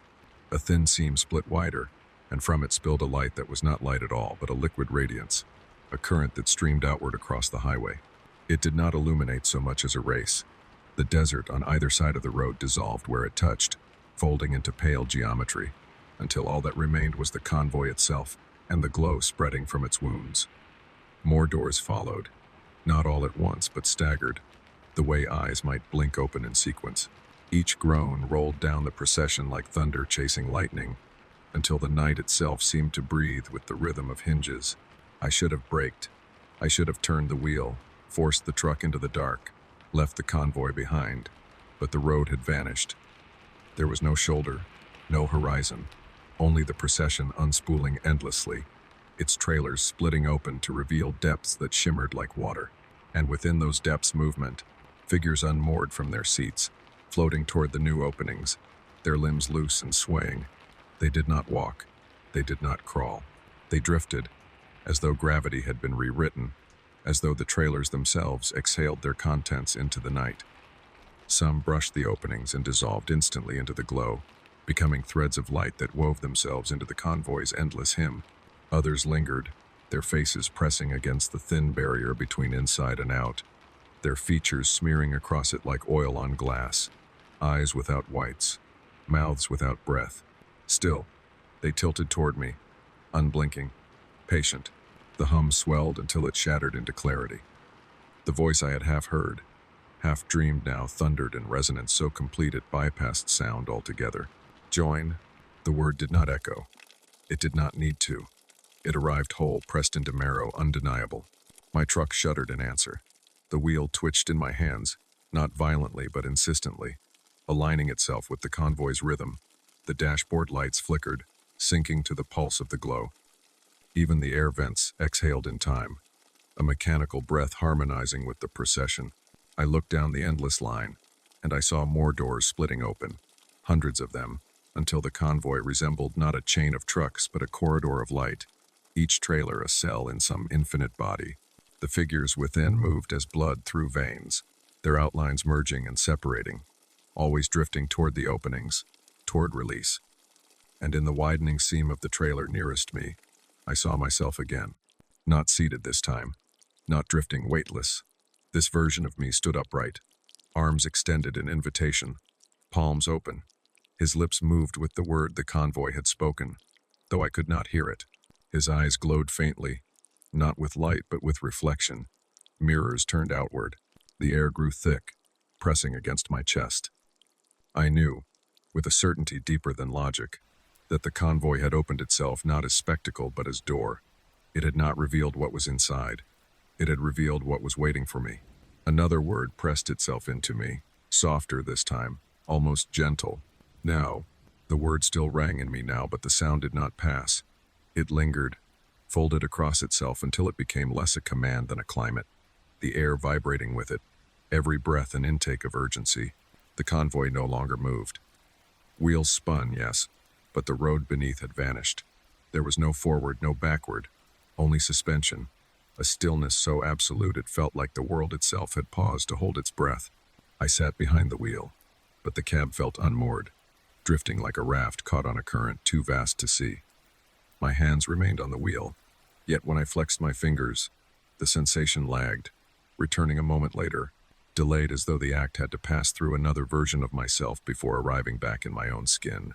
Every trailer gaped now, doors cracked wide enough to spill their glow into the void. The air thickened with it, silver green and liquid, and I could not tell if I breathed light or drowned in it. Shapes floated near the openings, some vague, some sharper arms, faces, torsos pressed against seams of radiance, their outlines smearing and reforming like reflections on rippling glass. The hum softened into something resembling music, not melody but tone layered upon tone, the kind of harmony that slipped beneath thought and rooted itself in pulse. My heartbeat staggered once, then aligned, steady as a drum. My breath followed, shallow and rhythmic. Resistance became harder to remember. I closed my eyes. For a moment I felt calm. In the dark behind my lids, I was already inside, seated among rows of others, their shoulders brushing mine, their swaying movements sinking to mine. The glow filtered through us, around us, as if we were less bodies than conduits. The sensation was not suffocating but strangely freeing, as though I had never been meant to carry the burden of my own weight. When I opened my eyes, the windshield had become translucent. I saw not desert, not road, but layer upon layer of myself, stacked in endless repetition, each version suspended in a different stage of surrender, one gripping a wheel, another floating, another with hands clasped neatly, another with arms outstretched in welcome. Each gazed back at me without accusation, without pity, only expectation. The world narrowed. My truck was smaller now, shrunken to the scale of a toy, the dash lights dim and pathetic against the convoy's endless radiance. I had the absurd sense that if I stepped out, the cab would fold behind me like paper, vanishing into flatness. The word pressed again, softer than before, almost tender, join, and for a breath, I leaned toward it. The word lingered, join, until it no longer felt like sound at all but the natural conclusion of thought. My own mind finished the sentence before it was spoken, repeating it silently, as though it had always been waiting in me, waiting only for the convoy to draw it out. I leaned forward. The windshield was no longer glass but a membrane of light, soft and yielding, the glow pressing against it from the outside like a tide waiting to break in. My breath fogged faintly, though the air was too cold for fog, and in that mist I saw more faces, more versions of myself, crowding the glass, lips moving in the same rhythm as the hymn. The first crack came like a sigh. The windshield fissured with threads of radiance, light bleeding inward in fine veins, and I knew it was not breaking but opening, the way every trailer door had before. My cab was not immune, it was part of the procession, always had been, waiting for its turn to unseal. I tried to pull back, to press my weight into the seat as though retreat were possible, but the belt across my chest tightened of its own accord. The hum swelled into a single note that quivered in my teeth, my bones, until I felt hollow, my body no more substantial than the light that pressed against me. The convoy was no longer ahead. It was everywhere, stretching outward, inward, collapsing space into a circle that enclosed me. The road beneath dissolved fully, leaving only pale geometry, glowing lanes folding endlessly upon themselves, a loop without exit, and through every opening door, every widening seam, the figures spilled, not walking, not drifting, spilling, as though poured from vessels too full.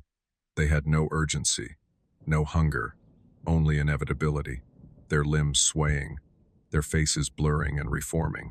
Some dissolved into threads of light as soon as they touched the air.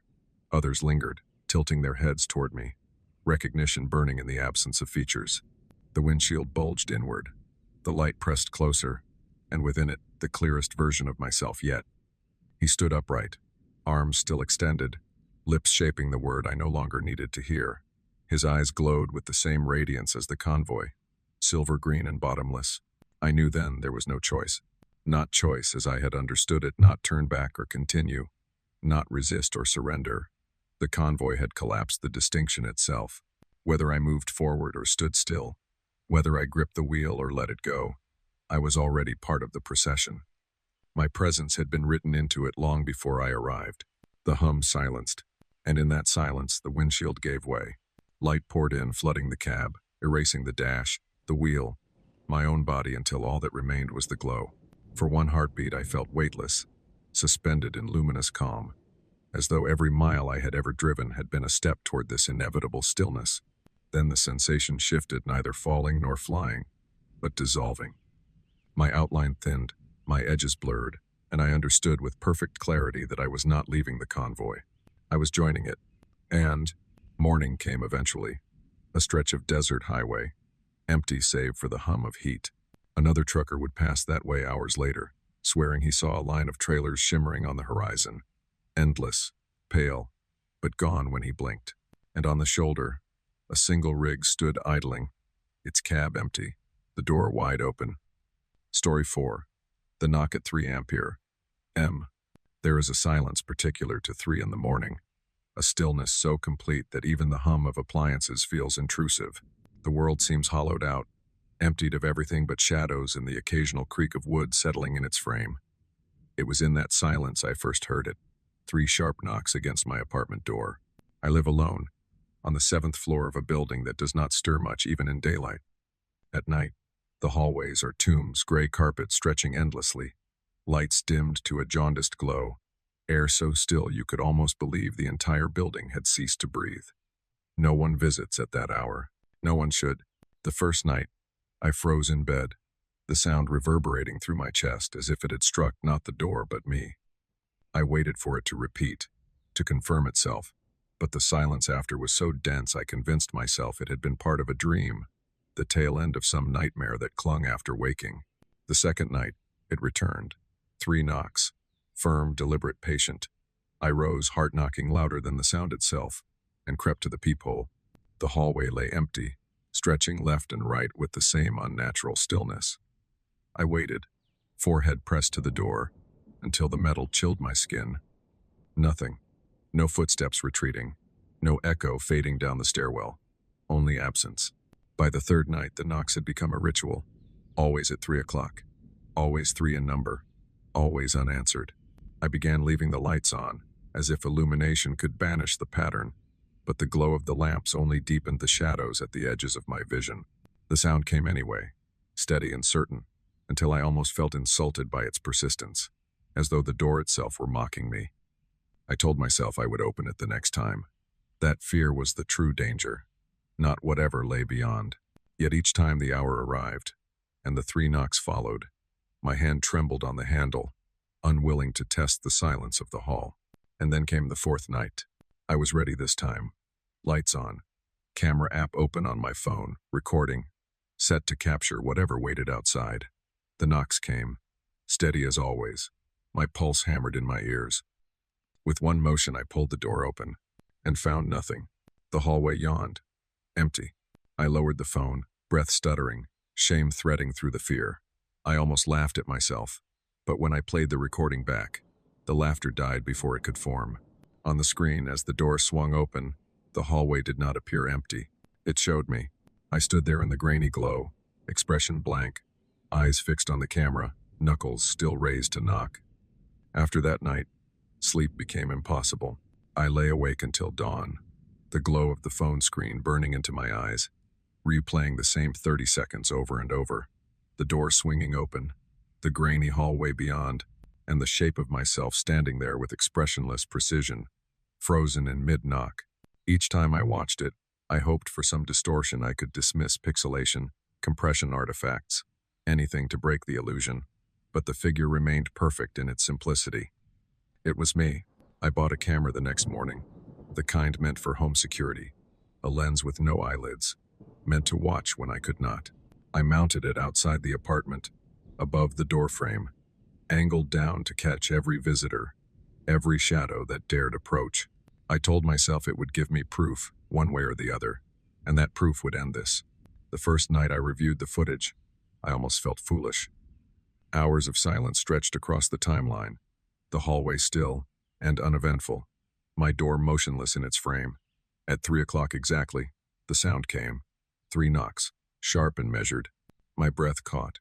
I fast-forwarded, rewound, slowed the playback frame by frame, and then I saw it. The camera showed me again, standing before my own door. Same clothes I had worn to bed. Same posture, knuckles poised. No movement of approach, no departure afterward, simply appearing there, as though I had always been waiting in that spot. The door never opened this time. I stayed inside, frozen with dread, but the footage lingered.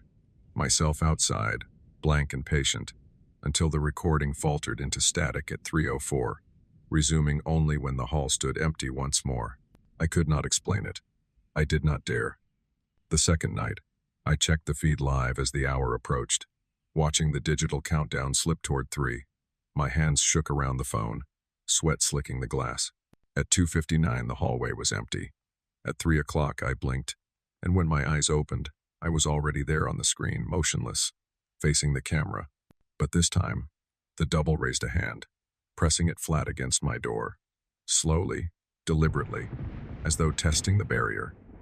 My real body shrank back from the wood, my breath shallow and loud, though no sound passed through the feed. My reflection did not knock. It only leaned closer, until its forehead nearly brushed the peephole, its blank eyes angled toward where mine should have been. I closed the app. I could not bear to watch. But the next morning, when I played the footage again, the recording did not match what I remembered. The figure at the door was not standing still at all. It was whispering. Lips moved steadily, though no sound passed through the speakers, words spilling faster and faster as though racing to fill the silence. I rewound, slowed the playback until each frame revealed the smallest twitch of muscle, the smallest parting of lips. Still, I could not read what it said. What I did see was worse. The figure's face shifted as the minutes passed, not all at once, but gradually, each frame altering the tilt of its jaw, the slope of its brow. By the end of the clip, it no longer resembled me entirely. The features had softened, blurred, grown hollow around the edges, as if the camera could not decide what it was seeing. Yet the eyes remained constant, blank, patient, fixed always on the lens and through it, on me. By the seventh night, I no longer needed an alarm. My body woke on its own, a minute before the hour, as though trained by some deeper instinct that knew the ritual could not be ignored. I sat in the dark, back against the wall, eyes fixed on the seam of light beneath the door. The knocks came. 3, as always, each one hollow, patient, vibrating through the wood and into my chest. I held my breath, waiting for them to fade, for silence to reclaim the hall. But the silence did not come. Instead, a second series followed. Softer this time, more hesitant, as though whoever or whatever stood outside had grown weary of the ritual and now sought improvisation. The rhythm faltered, stuttered, then steadied again, tapping in patterns I almost recognized. Morse code, I thought distantly, though the sequence was too tangled to translate. I rose almost against my will and pressed my eye to the peephole. He stood there, myself, the figure I had seen on the recordings, no longer bound to grainy footage but alive in the dim hallway light. Same posture, same clothes, though the details wavered. The color of the shirt seemed to ripple, shifting between fabric and shadow. The hair lay flat, but strands broke away in unnatural angles, as though painted onto the air rather than grown. His eyes met mine through the glass. Blank. Still. Patient. I stumbled back, heart rattling against my ribs. But before I could retreat fully, the handle turned. Slowly, smoothly, not rattling, not forced, simply twisting, as if the key were already inside, as if the door had never belonged to me at all. The lock held this time. The deadbolt strained but did not give. And then faintly from the other side, I heard my own voice. Open it. The words were not shouted. They were not even spoken in the cadence I recognized. They came flattened, emptied of tone, stripped of everything that made them mine. But the familiarity struck deeper than sound. It was the rhythm of my own breath, the timbre of my own lungs. I staggered back further, fumbling for the phone, pulling up the camera feed in trembling hands. On the screen, the hallway showed nothing. No figure, no hand on the handle, only emptiness stretching left and right. Yet the metal turned again. Once, twice, testing, patient. I dropped the phone. The voice returned, closer now, as though it pressed its lips against the crack in the door. You're already out here. My skin prickled cold, my breath refusing to come. I wanted to deny it, to scream, but the words jammed behind my teeth.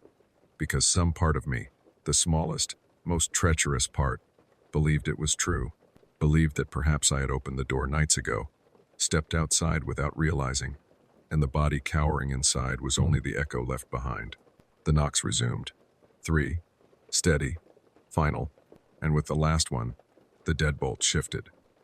The deadbolt slid back with a metallic sigh, not broken, not forced, but undone as though it had finally grown tired of resisting. I stumbled toward it, hand outstretched to stop the handle from turning further, but my fingers met only cool air. The door drifted open with a silence that was heavier than sound. Beyond it, the hallway lay still, and yet he stood there, myself, motionless, framed in the dim yellow glow of the ceiling light. His shadow stretched long across the carpet, yet his body cast no weight, no depth, no texture like a cutout placed in the air. He did not move, did not blink, only stared, expressionless, as though waiting for me to recognize him. I wanted to slam the door shut, but the hinges no longer obeyed me. The wood felt weightless beneath my hand, unanchored, as if the door were now only a suggestion of separation. My double tilted his head, just slightly, the way one might acknowledge a reflection in a shop window, and then he stepped forward, The motion was seamless, fluid, but wrong. Not like walking, not even like gliding, but like a film splice, one moment there, one moment closer. The space between erased. He was inside before I could draw breath. The air bent with his presence, thinning, folding, until I could no longer tell which part of the room belonged to me and which to him.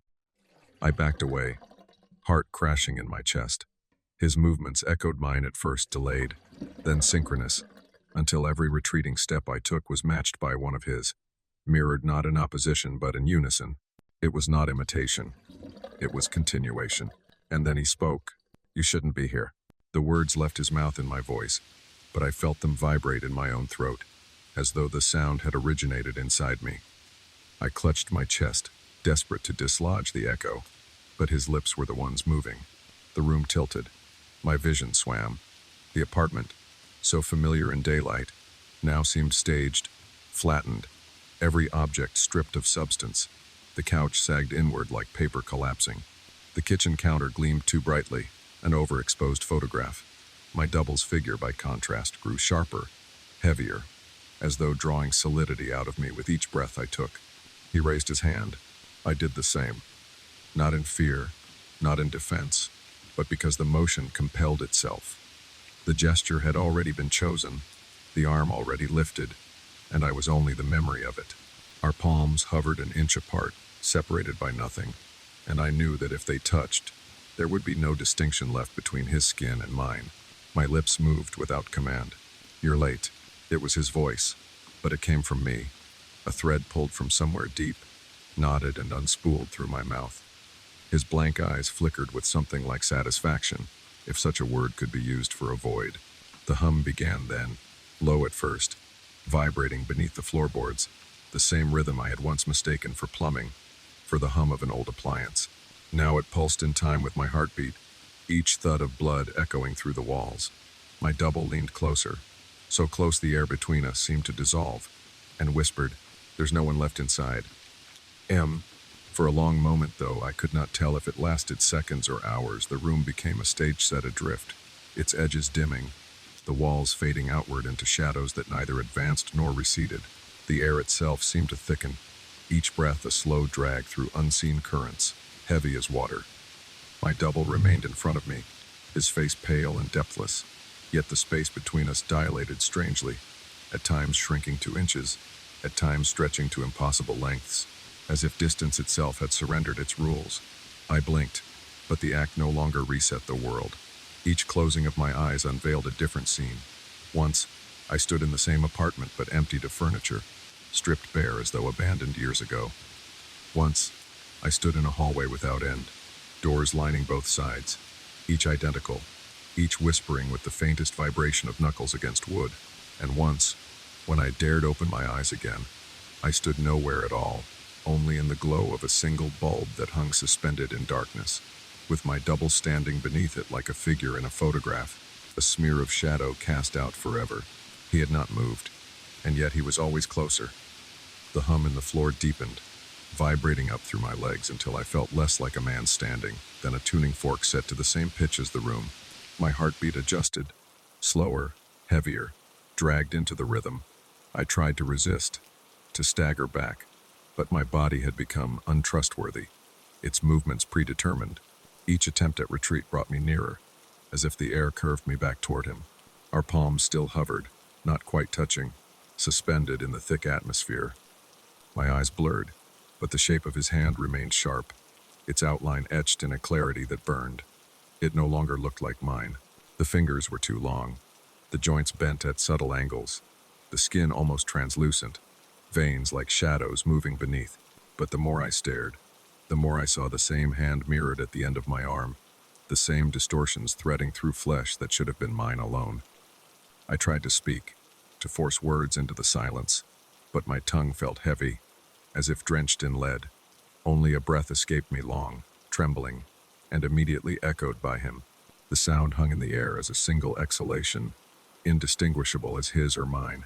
For an instant, clarity pierced the haze. The thought that perhaps there had never been two figures here at all. Perhaps the camera had split me, peeled me into halves that now sought reunion. Perhaps the knocks were not invitations but reminders, a call for me to return to where I already belonged. The bulb overhead flickered, its glow swelling and collapsing like a heartbeat. In one stutter of darkness, I saw him no longer standing before me but already inside me, eyes open where mine should have closed, lips curved in a silence I could not break. And when the light steadied again, I realized my hand had already moved the final inch. Our palms touched. The instant our palms met, the world shattered like glass under strain.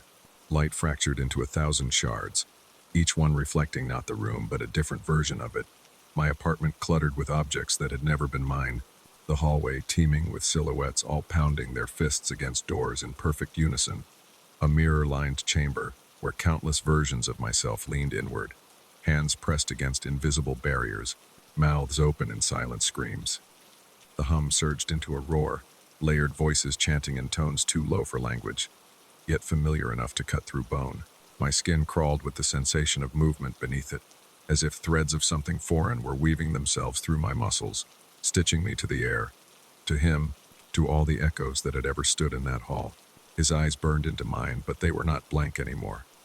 They were crowded, overflowing, each iris swirling with countless smaller faces, my own faces stacked upon one another, mouths twitching, waiting, eager. I tried to wrench away, but my arm did not belong to me anymore.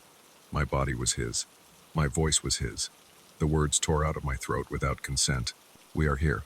The walls groaned, bending inward as though the building itself were exhaling, its corridors folding closer, the carpet rippling like water beneath a tide. For one impossible moment, I felt myself pulled in every direction, stretched across doorways I had never walked through, dragged through rooms I had never entered. And then silence. The hand was gone, the apartment still, the light steady, but my own breath echoed wrong in the room, arriving a fraction too late, as though someone else had drawn it first. When the silence settled, it was not relief but vacancy that filled the room, a hollowing so complete I wondered if sound itself had abandoned me. I staggered backward, pressing against the couch for anchor, but the cushions yielded like mist, their softness no longer tethered to substance. The door remained ajar, though I could not recall having touched it. The hallway stretched outward, impossibly long now, its lights dimmed to a faint pulse, as though the building's veins were slowly beating in time with mine. I told myself to close the door, to end this, to force a boundary between inside and out. My legs obeyed sluggishly, like limbs borrowed from a dream. Each step forward lengthened the hall ahead, until the doorway receded further, always just out of reach. And then I saw him again. Not standing in the hall this time, not waiting in shadow. He was inside, seated calmly on the couch where I had just been, body sinking into cushions that had moments ago dissolved beneath me.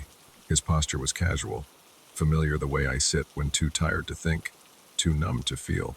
His eyes found mine, and for the first time, he smiled. The smile was wrong. Not cruel, not warm, just inevitable.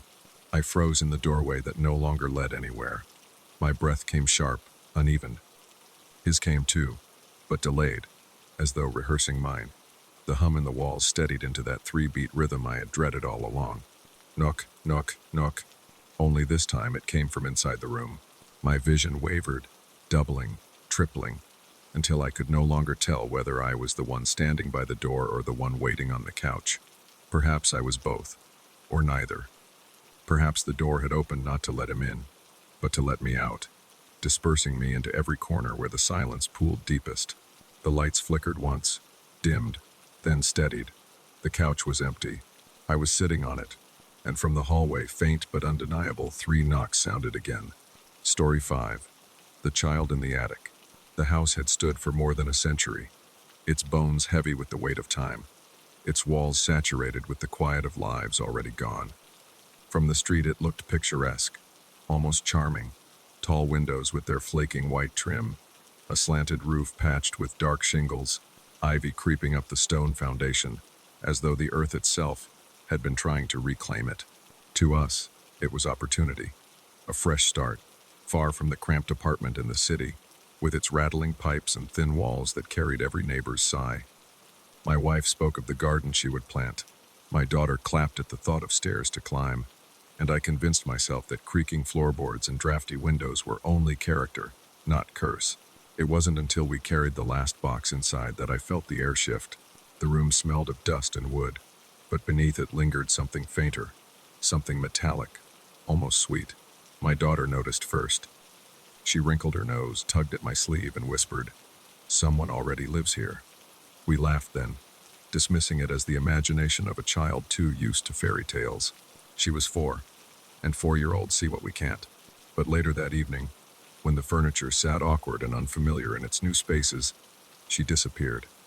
We found her on the narrow staircase that led to the attic, a finger pressed to her lips, listening. The wooden door at the top was slightly ajar, as though the house itself had been waiting for her. "Who's up there?" I asked gently, though I already knew no one had climbed those steps in years. She looked back at us, wide-eyed, her expression caught between wonder and worry. "My friend," she whispered. "He says you shouldn't come."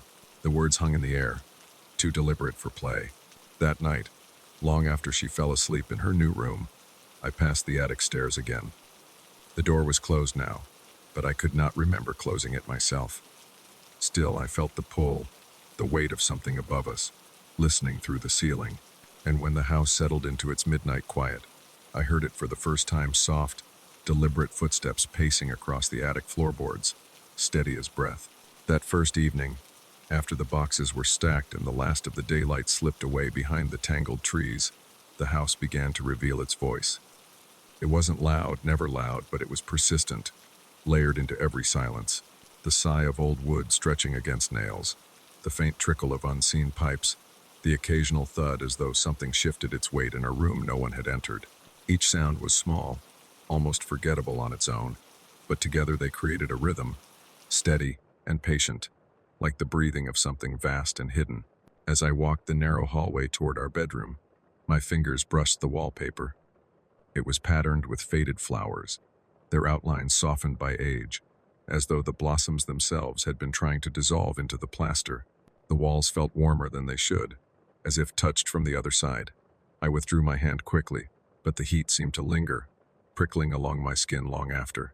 Upstairs, the attic door loomed at the end of the stairwell landing. It was smaller than the other doors, slanted. Its paint bubbled and peeled from decades of damp air. Even closed, it had a way of drawing the eye, a mark in the architecture that didn't quite belong. When I tried to ignore it, I found myself circling back, gaze caught again and again by that crooked frame. My daughter was already asleep when I peeked into her room, though she hadn't stayed down easily. She had asked me twice to leave her lamp on, and once drowsily, if her friend could have a blanket too. I had smiled, kissed her forehead, and told her of course children invent companions when they feel small in new places. But the way she phrased it lingered. Not a toy, not an imaginary creature, but simply friend. Someone ordinary, someone expected. I tried to laugh at my own unease as I prepared for bed, but the house made sure the quiet was never quite empty. I thought I heard faint scratching above, like nails trailing across beams, but when I held my breath, the sound stopped. It resumed only when I let my breath out again, as if mocking me for noticing. Later, when sleep began to blur my edges, I dreamed I was walking the stairs again. The steps rose higher than they should, stretching into a space that no longer belonged to the roof but to a cavernous dark. At the top stood my daughter, holding hands with someone I could not see, her face turned toward me in shadow. She whispered something I couldn't hear. When I startled awake, my throat dry, I found myself sitting upright in bed, staring at the ceiling. The sound of footsteps in the attic had begun again, slow and deliberate, as though whoever walked above me was careful not to disturb the rest of the house. The next days fell into an uneasy rhythm. We unpacked boxes, arranged furniture, tried to let the shape of our lives settle into the shape of the house. In daylight, it almost worked. Sunlight poured through the tall windows, softening the edges of warped wood, and for a while we could almost believe the house had opened itself to us. But my daughter would not stay away from the attic. I found her on the landing more than once, her small body curled against the wall as if waiting for someone to come down. When I asked what she was doing, she smiled with that absent, faraway look children sometimes get, and said simply, "Talking." End quote. To who? I pressed, though my voice came out gentler than I felt. To him. The pronoun sat heavy between us, heavier than any name might have been. Sometimes she spoke about him as though he were a brother. He told me a joke, or he says he doesn't like vegetables either. Other times, her words slip sideways into something darker. He says the upstairs is only ours, and we shouldn't let you in.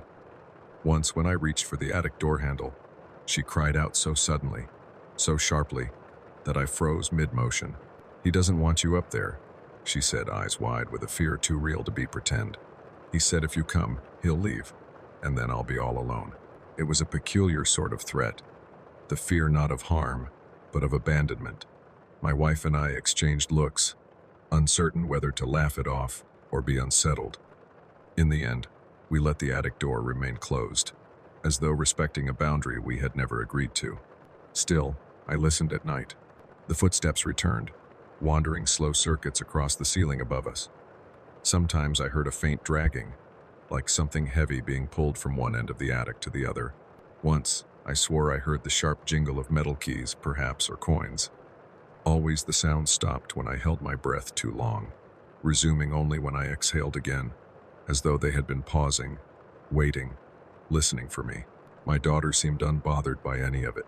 In fact, she grew brighter in those days, chattering at dinner about things she could not have known, old songs she hummed under her breath, games played with toys she had never owned. When I asked where she had learned them, she shrugged, mouth full, and said, "He showed me." There were no toys in the attic when we moved in. At least, none that I had seen. The first time I asked her what he looked like, she frowned as if the question itself were strange. "He looks like he's supposed to," she said simply. Then she leaned closer, lowering her voice to a whisper. "But he doesn't like it when grown-ups watch." That night, when I passed her room, I found her sitting upright in bed facing the ceiling. Her lips moved in steady rhythm, carrying on a conversation with someone I could not hear. And from the attic above, faint and muffled, something answered. The nights grew heavier, as though the house itself absorbed daylight and exhaled only shadow. I began staying awake later than I should, listening for the sounds above. They always came, soft at first, like fingertips brushing wood, then resolving into steady footsteps that paced from one corner of the attic to the other. At times I thought I heard two sets of steps, one light and quick, the patter of a child, the other slower, dragging, weighted by something more than flesh. They never overlapped. One would walk, then stop, and the other would continue, like call and response. From my daughter's room came the murmur of her voice, clear, bright, even when she should have been asleep. I crept to her doorway, careful not to let the floorboards betray me, and leaned just close enough to catch fragments. "No, they don't know. I'll tell you when. But you promised." Her voice would pause then, and in the silence that followed, I swore I could hear another thread of sound drifting from above. Not quite words, not quite noise, something muffled, cadenced, as though wrapped in cloth and distance. Once, the sound shifted. Instead of footsteps or murmurs, a soft thump repeated at irregular intervals. I held my breath, straining to place it, until realization struck. It was the rhythm of knuckles knocking against wood. Not loud, not urgent, just steady, patient, as if practicing. When I dared glance inside her room, she was no longer speaking. She sat cross-legged on the bed, staring upward, lips parted as if listening. Her eyes tracked the ceiling, following invisible movement. She did not flinch when the knocking came again. I backed away, down the hall, into the darkness of my own room, but the sense of presence followed, even with my eyes closed. I could picture the attic above me, the slanted roof beams, the dust drifting in shafts of moonlight, and in the far corner, my daughter kneeling before someone just out of sight. I tried to sleep, but dreams came instead. Dreams of narrow staircases that climbed forever, each step groaning beneath my weight. Dreams of doors that opened onto spaces too small to contain the shadows moving inside. Dreams of voices calling softly from above, saying nothing I could understand, but always speaking in my daughter's cadence. When I woke, sweat clinging to my skin, I thought for a moment I was still dreaming. The knocking had not stopped. It echoed faintly through the ceiling, 1, 2, 3, like a secret shared between floors. And then came a whisper, drifting down the stairwell, so low I almost believed it was only the settling of the house. "Don't come up." On the fourth night, I woke with the taste of dust thick in my mouth. as though I had been breathing attic air in my sleep. The room was dark, the curtains stirring faintly though the windows were closed. I listened and the sound was already there. Not footsteps this time. Breathing. It filtered through the ceiling above me, slow and heavy, deeper than any child's chest could produce. Each inhale scraped, each exhale rattled, as though dust itself moved in and out of lungs that had not been used in years. I pressed my hand flat against the plaster overhead, expecting only stillness, but the wall seemed to pulse faintly, a vibration timed to the rhythm of the breath. I told myself I was imagining it, that old houses make noises, that the mind makes monsters of silence. But when I pulled my hand away, I saw the faintest outline on the plaster, a handprint, larger than mine, pressed outward as though from the other side. I blinked, heart hammering. The print was gone. Only blank ceiling remained. And yet, from down the hall, my daughter's voice drifted through the dark. He says you should stop listening. By the end of the first week, I could no longer endure the waiting. Each night pressed heavier on my chest. Each whisper from my daughter carried a certainty too sharp to ignore. I told myself it was for her sake, that I needed to prove nothing was up there, to banish whatever shadow had rooted itself in her imagination. But in truth, I needed proof for myself. The attic stairs groaned beneath my weight as though protesting my intrusion. Each step seemed steeper than it should have been, and I felt again the echo of my dream, the endless staircase that rose into dark. Dust drifted in the beam of my flashlight, motes swirling like insects, and the door at the top yawned open before me with unnatural ease. The air struck first. Stale, yes, but not empty. It carried the faint sweetness I had smelled the night we moved in, cloying and metallic, as though something had rotted and fermented into sugar. My light swept the attic and caught what I had not wanted to see. In the far corner, among the beams and boxes, lay a scattering of toys. Not ours, not new. A wooden horse with chipped paint, a doll missing one glass eye, a box of marbles dulled with dust. They sat arranged in a half circle, as if waiting for someone to resume a game that had been paused only minutes before. Beside them lay other things, stranger things. Wrappers from candies decades out of date. Crumbs, still fresh, scattered on the warped floorboards. And there, in the dust, the unmistakable pattern of footprints, small ones, bare, leading in and out of the toy circle. Larger ones too, heavy enough to press deep and linger. I crouched, shining my light closer, breath tight. The prints overlapped in strange patterns, the small weaving in and out of the large circling the toys as if in watch. I followed them across the boards, and at the far wall I found a blanket spread carefully, thin and frayed but neatly laid as a bed. Beside it, a tin cup, half full of water. Someone had been here, not years ago, not months, recently. I felt the house exhale, a slow, settling groan above my head. And then, faintly, from the dark corner my flashlight had not yet reached, came the sound of something shifting. A scrape, a drag. I swung the beam toward it. Nothing. Only shadows clustered thick where the roof slanted low. But as I turned back toward the stairs, heart racing, the light caught a final detail etched into the wall above the toy circle. Words, scrawled in a jagged, childlike hand. Don't let them in. The flashlight flickered. The boards creaked behind me, and I knew I was no longer alone. That night, I locked the attic door. I turned the old brass key until the tumblers clunked into place, then wrapped the handle in duct tape for good measure. It was a foolish gesture, I knew that even as I did it. Locks mean little to houses like this, to presences that do not follow rules. Still, I needed the barrier. I needed to believe we had drawn a line between upstairs and down. My daughter cried when she saw the door sealed. She didn't scream, didn't thrash. She wept as if mourning something precious, as though I had killed a companion she loved. She whispered between sobs, "He said you would do this. He said you don't understand." I tried to soothe her, but her eyes were not on me. They stared upward past my shoulder, toward the ceiling, toward him. We put her to bed early, exhaustion finally winning over tears. My wife and I sat in the living room, talking in circles we didn't believe. Stress, adjustment, overactive imagination. Words meant to fill silence, but silence pushed back harder. And then the sound came. The attic door rattled, not gently, not like a draft or settling wood. It shook violently against its frame, hinges groaning, as though fists pounded from the other side. I rushed to the landing, heart slamming, and saw the tape stretching, the handle jerking in sharp bursts. 3 knocks followed, measured, deliberate, then a pause, and from within, a voice called, "She's mine." The words were low, guttural, not a child's voice, not any voice I knew, but threaded through with something disturbingly familiar, an echo of my daughter's tone. I backed down the stairs, pulse racing, but the knocking did not stop. It grew louder, faster, until the whole door shuddered in its frame. My wife joined me, pale, clutching our daughter who had woken again. The girl buried her face in her mother's neck, but even as she wept, she whispered, "He's angry.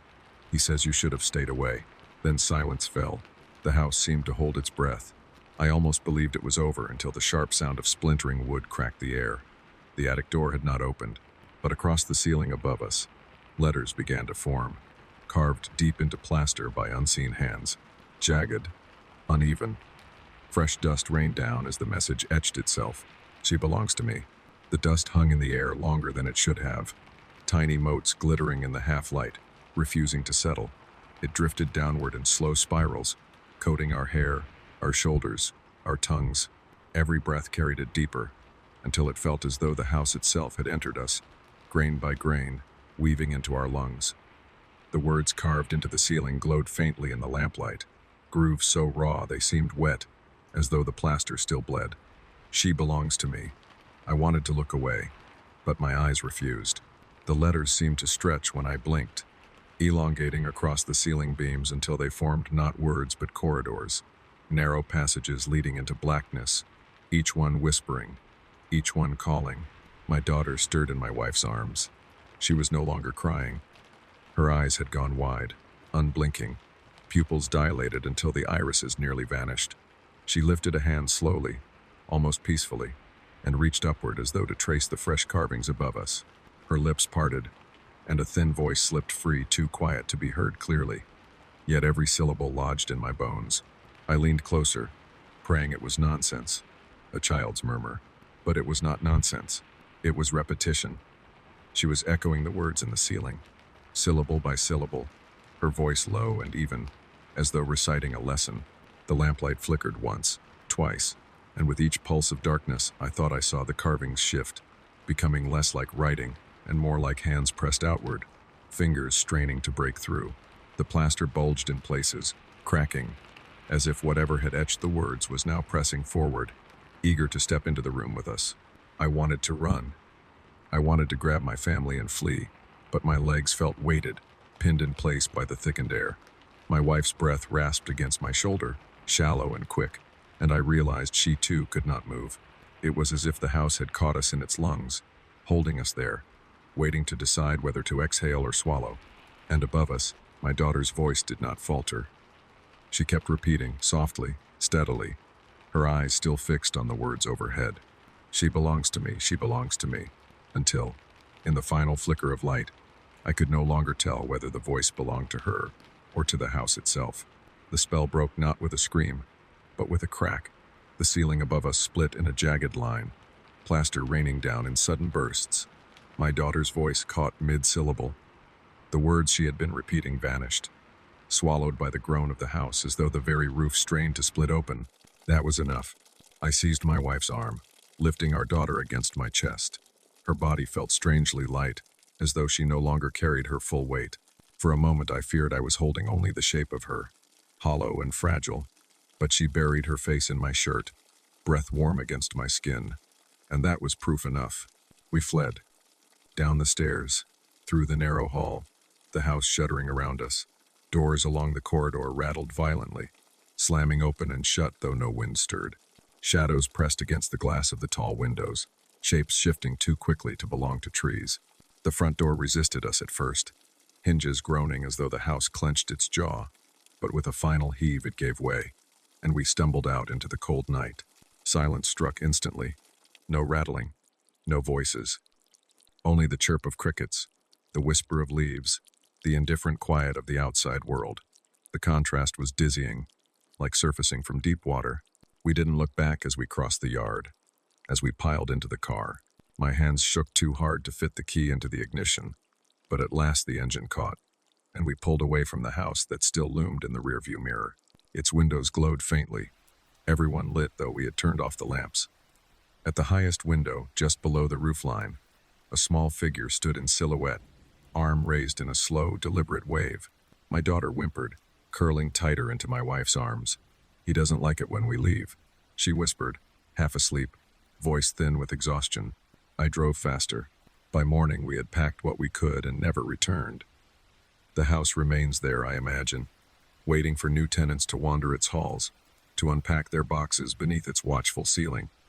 Sometimes, late at night, when my daughter stirs in her sleep, I hear her murmur, not words, not names, just the soft rhythm of repetition, steady as breath.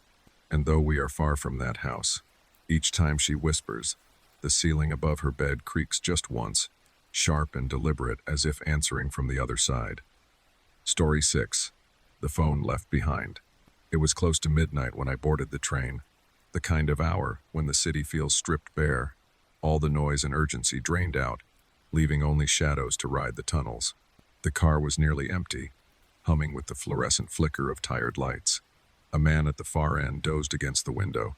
A woman scrolled her phone with the glazed look of someone miles away. I slid into a seat near the middle, the vinyl cold through my coat. The train jolted, shuddered forward, and for a while there was only the rhythm of wheels against track, hypnotic in its monotony. That was when I noticed it, a phone, lying face down on the seat across from me. At first I assumed someone had dropped it, that the owner had already left. The case was plain, black, and scuffed, unremarkable except for the faint smear of fingerprints across its back. I glanced up the car. No one was looking for it. No one seemed to notice it at all. I reached across and picked it up, meaning only to place it on the small metal ledge beside the seat. But the moment it touched my hand, the screen lit up. A message appeared in bold white text against the black background. "Don't get off. He's waiting." I froze, pulse quickening. The words lingered, glowing faintly, before fading back into the lock screen. My reflection stared back at me in the dark glass, pale and uncertain. I turned it over in my hand. No cracks, no stickers. Just an ordinary phone, warm now, as though it had been used seconds earlier. I pressed the side button, but it wouldn't shut off. The screen blinked awake again, another message blooming across it. "He can see you." I swallowed, heart hammering against my ribs, and glanced instinctively at the windows. All I saw was my own reflection doubled against the tunnel walls rushing past. The other passengers remained where they were, indifferent, unmoving. I should have set the phone down. I should have left it where it was. Instead, I kept staring at the screen, waiting for whatever would come next. The longer I held it, the stranger the car seemed to become. The low buzz of fluorescent light no longer sounded mechanical but tonal, almost like a note drawn out endlessly on some unseen instrument. The rhythm of the train softened too, no longer the clatter of wheels on track, but something deeper, slower, like the sound of a pulse beating in stone. The windows ceased to reflect clearly. My own image blurred, faces doubling and tripling until the glass showed a car more crowded than the one I sat in. Shapes leaned forward in the reflection, heads tilting, eyes fixed on me, though when I turned, the real car remained nearly empty. Only the man at the far end, still slumped against the window, his chest rising in shallow rhythm. Only the woman, her thumb scrolling as though her body remembered the gesture long after her mind had drifted elsewhere. The phone warmed further in my palm, its glow seeping into the skin of my hand. For a moment I had the absurd thought that it was not lighting the car at all, but drawing light from it, pulling brightness into itself until the edges of the world around me dimmed. The overhead bulbs flickered once, twice, each stutter leaving the car darker, the phone brighter. I glanced down again. Another message had appeared without vibration, without chime. "Don't look away." The words pulsed once, as though alive, then held steady. I did as it said, though I could not have explained why. My eyes clung to the glowing text until the rest of the car dissolved to peripheral blur. For a moment, it was only me, the phone, and the endless hum of the train tunneling through darkness. And in that hum, I thought I heard something layered beneath whispers threading through the drone. Voices speaking in the same cadence as the text. Voices too low to catch yet familiar enough to unnerve. I tried to lift my gaze, to prove to myself I was imagining it. But the glass reflected only one thing now. Not the train, not the tunnels, not even my face. Only the phone, glowing in the dark, held by hands that might have been mine, or might not have been at all. I blinked, tearing my eyes from the reflection. The phone buzzed sharply in my hand. Though no sound came, only the vibration thrumming through my palm like a shudder in bone. Another message appeared. Don't move. He's watching. My throat tightened. I dared a glance toward the end of the car. The man slumped against the window had shifted. His head, which had hung limp for stations, was now angled slightly upward. His face remained in shadow, but I felt the weight of his gaze all the same, dragging across the space between us like a finger-tracing glass. The phone buzzed again. Don't let him know you saw. I snapped my eyes back to the screen, heart rattling. The next message appeared before the first had even faded. Scratch your left hand. Confused. I did nothing. Do it now. The words burned brighter for an instant. Almost involuntarily, I raised my left hand and scratched at the back of it. My nails dragged across skin, leaving faint red lines. The phone pulsed once more. Good. He thinks you're tired. Cold spread through my chest. Whoever or whatever was sending these messages knew not just my actions but the effect of them, as if narrating a game I hadn't agreed to play. I gripped the phone tighter, thumb trembling over the screen, though I hadn't typed a word. Look right. I turned my head, breath shallow. The woman who had been scrolling her phone no longer moved. Her head had tilted in the exact same angle as the man's at the far end, eyes catching mine in the reflection of her darkened screen. The buzz came again, harder this time. Don't leave the car. Not yet. The train slowed, brakes screeching, lights above flickering with the motion. We were pulling into a station, its platform glowing pale and empty through the glass. My heart leapt. I could run. I could step off, leave this behind. But before I could rise, the phone shuddered in my grip. If you step off now, you will not come back. The doors opened with a hiss. The empty platform yawned like salvation. I did not move, and neither did the others. The man, the woman, both now fully upright, their faces still hidden by the angle of the lights, but their bodies taut, ready, waiting. The phone dimmed briefly, then flared again with one last message before the doors slid closed. You're safer inside. For now. The train pulled back into darkness, the station receding, the doors sealing us once more in motion. The car swayed gently, rhythmically, the sound of steel against steel folding into something more measured, almost like a metronome. Each click and shudder seemed timed with the vibrations in my hand, the phone humming faintly, its glow pulsing in sync with the overhead lights. I tried to look away, to stare instead at the blank advertisement panels above the windows, but the words on the screen clung to the corner of my vision, luminous, insistent. My eyes dragged back of their own accord, caught in the spiral. Another message bloomed. You are not where you think you are. The letters seemed to stretch as I read them, elongating into corridors, tunnels of text that receded into the black of the screen. For a moment it no longer looked like writing but like a passage leading forward, drawing me inward. The hum of the train deepened. No longer mechanical, it resonated through my bones, weaving with the rhythm of my breath.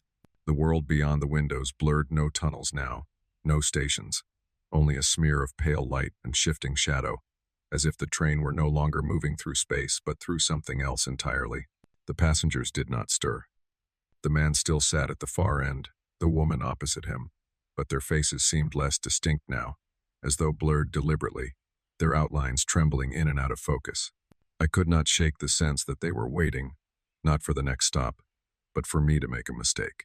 The phone vibrated again, slower this time, like a heartbeat measured against my own. Stay awake. I blinked hard, realizing how heavy my eyelids had grown, how hypnotic the rhythm of the train had become. It felt as if the longer I stared, the more the car itself bent around me, the vinyl seats curving inward, the poles stretching like threads into a vanishing point where everything converged. Another message appeared, pulsing once with light before holding steady. If you fall asleep, he will sit beside you. I jerked upright, cold sweat slick across my neck. My eyes darted to the seat at my side. Empty. But the indentation of weight pressed into the vinyl, a shallow dip that had not been there before. I gripped the pole tight, knuckles white, phone trembling in my palm. The hum deepened once more, swelling into a resonance that drowned thought, and the final message of that hour arrived, bright and cold as a command. He is almost here. The phone did not buzz this time. Instead, it breathed. That was the only way I could describe the low thrum pulsing against my palm, slow, measured, intimate, like the sound of air moving in and out of lungs pressed close to my ear. I stared at the black glass, waiting for words to bloom again, but no text came. The screen flickered once, twice, then steadied into a grainy gray field, as though the device had slipped into some primitive recording mode. Then I heard it, my own voice. It seeped from the speaker in stuttering fragments, warped and distant, but unmistakably mine. The pitch, the rhythm, even the nervous tremor clinging to the edges of each syllable. Don't look at him yet. He's waiting. My throat clenched. I hadn't spoken. My lips had been sealed tight, teeth grinding together as I listened. Yet the phone kept talking, replaying words I did not remember saying, as though it had been recording me in some other place, some other time. I lifted the device closer, compelled against every instinct, ears straining. The static thickened, and beneath it came a shuffle of movement, the scrape of shoes across linoleum, a breath far too close to the microphone. Then the voice continued, stronger now. He knows you're awake. He's moving closer. You can't let him sit down. I snapped my head toward the empty seat beside me. Empty. And yet the dip in the vinyl cushion had grown deeper, as though an invisible weight pressed harder into its surface. The phone crackled again. My voice rose, no longer a whisper but a fractured plea. Listen, it's not them you should fear. It's you. It's always been you. The words collapsed into static. I felt the chill of the car close around me. The other passengers still seated, still blurred, still waiting. The train's lights dimmed with the sway of the tunnel, shadows flooding upward. My heart hammered so loud it drowned the hum. But even then I heard it. The phone had started to play back my breathing. Not now, not here, but recorded labored, frantic, from some unseen vantage. I tore my eyes from the screen, but the sound followed me, leaking into the air as if the whole car itself had become the speaker. And then, clear, unmistakable, it spoke again. Turn your head to the window. Look. I froze, the phone hot in my grip. Look, before it's too late. I turned. The glass was black, a mirror, and in it I saw not the tunnel streaking by but my own reflection, except it was wrong, subtly at first, then undeniably. My head tilted a fraction slower than I had moved. My lips parted, though I hadn't spoken. The reflection breathed heavier, chest rising with the same ragged rhythm I'd heard pouring from the phone's speaker. Behind me, the blurred passengers no longer sat at rest. Their shapes had sharpened, but not into people. They were outlines only, pale cutouts of presence, as if whoever they had once been had already been peeled away. They leaned forward in unison, attention fixed on me, waiting for something inevitable to unfold. The phone glowed white-hot in my palm. My own voice, steady now, no longer fractured, rolled from it with perfect clarity. Yes, that's better. Keep looking. Keep listening. I gritted my teeth. Stop, I whispered, though the word came out thin, brittle, like paper tearing. The voice ignored me. You've carried me long enough. Every glance, every reflection, every thought you've buried. You invited me. You answered when I called. My reflection smiled. It was a small, tight expression that pulled at the wrong muscles, stretched the skin in ways I couldn't replicate. The glass shivered, faint ripples spreading outward from the face, as though the window were water disturbed by a submerged body pressing closer. I tried to hurl the phone away, but my fingers locked against it, tendons rigid, as though the device itself had fused to my hand. It pulsed once more, its glow searing up my arm, threading heat into the marrow of my bones. The voice rose, layered now, not just mine but countless echoes underneath, building into a chorus that filled the car. Don't resist. You've seen the truth already. You know what waits at the next station. Step into me, and you will never have to leave. My mouth moved before I could stop it. Words spilled out, not mine, perfectly synchronized with the sound from the phone. You will never have to leave. I tried to scream, to wrench away from the rhythm, but each sound that left my throat came doubled, twisted, belonging to that other self in the glass. My reflection leaned forward, closer, until its face pressed against the pane from the other side, lips moving in time with mine. And in that instant, I knew the phone hadn't been warning me. It had been teaching me to obey. The hum of the train was no longer mechanical. It had shifted into a single note, pure and resonant, vibrating through the seats, the windows, my skin. The car itself seemed to breathe in time with me, walls swelling and contracting as if they were lungs that had finally caught my rhythm. I could not tell if I was inside it or if it was inside me. My reflection in the window leaned closer. The glass shimmered like liquid, surface trembling with every syllable I spoke. Its mouth moved with mine, but my eyes, were not mine anymore. They glowed faintly, not with light but with depth, like looking down into a well that had no bottom. The phone pulsed again, the heat no longer confined to my hand. It threaded up my arm, across my chest, until I felt it settle behind my eyes. My vision wavered, double images splitting and folding, as though the car around me were being filmed from two different angles at once. The chorus of voices swelled, not only mine now, but dozens, hundreds, all layered in perfect synchronization, weaving phrases that rose and fell like liturgy. You are already here. You always were. This seat, this reflection, this phone, all the same. I tried to shut my eyes. The darkness did not help. The rhythm pulsed behind my lids, a pattern etched in after images, words, faces, doors sliding open into endless corridors. The passengers leaned closer still, their blurred shapes stretched toward me, not with arms, but with absent spaces peeling wider, holes in the world that longed to swallow. Their silence was not silence anymore, but agreement, a collective nod toward what had already been decided. The phone vibrated one last time, impossibly deep, so strong it felt as though my bones had been tuned like strings. And from the speaker, in a voice that was both mine and not mine, the words arrived soft and certain. You are no longer the one holding me. I am holding you. And I realized, with a strange calm, that the rhythm had been preparing me not to resist, but to dissolve. The glass shattered without breaking. A spiderweb of cracks spread across the window, yet no shards fell. Instead, the fractures opened into slits of blinding light, thin mouths yawning wider, spilling corridors and faces and impossible staircases into the car. My reflection split with them, dozens of versions of me leaning forward from within the shards, each speaking the same wordless chant in time with the phone. The passengers dissolved completely. Their outlines tore like paper, curling upward into smoke, sucked through the fissures in the glass. The car itself bent, its metal groaning as though it had become pliant, liquid, every rivet stretching to the rhythm of that one infinite tone. The phone burned in my hand, my reflection's hand, so many reflections now pressed against the other side of the glass. Fingertips aligned perfectly with mine, though I had not moved. The pressure grew until I felt the skin of my palm strain, stretch, blur. For a heartbeat, I could not tell which side of the glass I was on. Then the hum stopped. The car froze. The fissures sealed. Only my reflection remained, smiling faintly, lips shaping a word I could not hear. And when the sound returned, it was not the train's.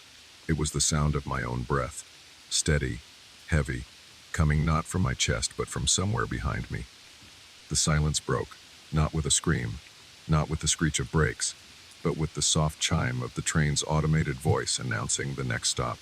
Ordinary, familiar, the kind of sound I had heard 100 times before on late nights, riding the city's veins from one end to the other. But when the doors opened, the platform outside was wrong. It was too wide, stretching far beyond the reach of the lights, the tiled floor dissolving into shadow like a sea with no shore. The columns were taller than buildings, their surfaces slick and glistening, marked with symbols I could almost but not quite read. A wind moved across the platform, though no tunnel yawned to carry it, and the air smelled faintly of rust and brine, like some subterranean ocean breathing beneath the earth. The phone in my hand pulsed one final time, its glow dimming, folding inward like a star collapsing into itself. I raised it, unwilling, compelled, and saw the screen had gone black again. Only one reflection remained there. Not the tunnel, not the car, not even the distorted version of myself. Just the seat beside me, and someone sitting in it, a figure in silhouette, head tilted toward mine, breathing in time with me. The car lurched as if pushed by unseen hands. The doors began to close, the gap narrowing. I could have moved. I could have leapt out, run into the impossible station, chosen the unknown, but my legs did not answer. The voice from the speaker rose one last time, quieter than a whisper yet sharp enough to carve itself into the hollow of my skull. You already stepped off. Long ago. The lights flickered. When they steadied, the car was empty. No phone, no passengers, no me, only the train, gliding silently through endless dark, carrying nothing at all. The sound of wheels on tracks faded, not into silence, but into something softer, a low, steady hum, like blood rushing in the ears. For a moment there was no train, no station, only darkness that swayed gently, rocking like a cradle suspended in an endless void. A glow lingered where the phone had been, not light exactly, but the impression of light, a faint warmth at the edge of perception. It pulsed once, then again, slower each time until it felt less like a signal and more like a heartbeat. I thought I could hear voices beyond it. Not words, not whispers, only the suggestion of presence. A house breathing through its walls, a floorboard sighing beneath invisible weight. And then the hum shifted, no longer the rhythm of a train, but the faint mechanical click of a lock turning. Somewhere in the dark, the pulse stilled. The next story had already begun. Story 7. The House That Answers. The road dwindled into gravel, then into a narrow path that seemed carved less by human hands than by years of weary footsteps and rain.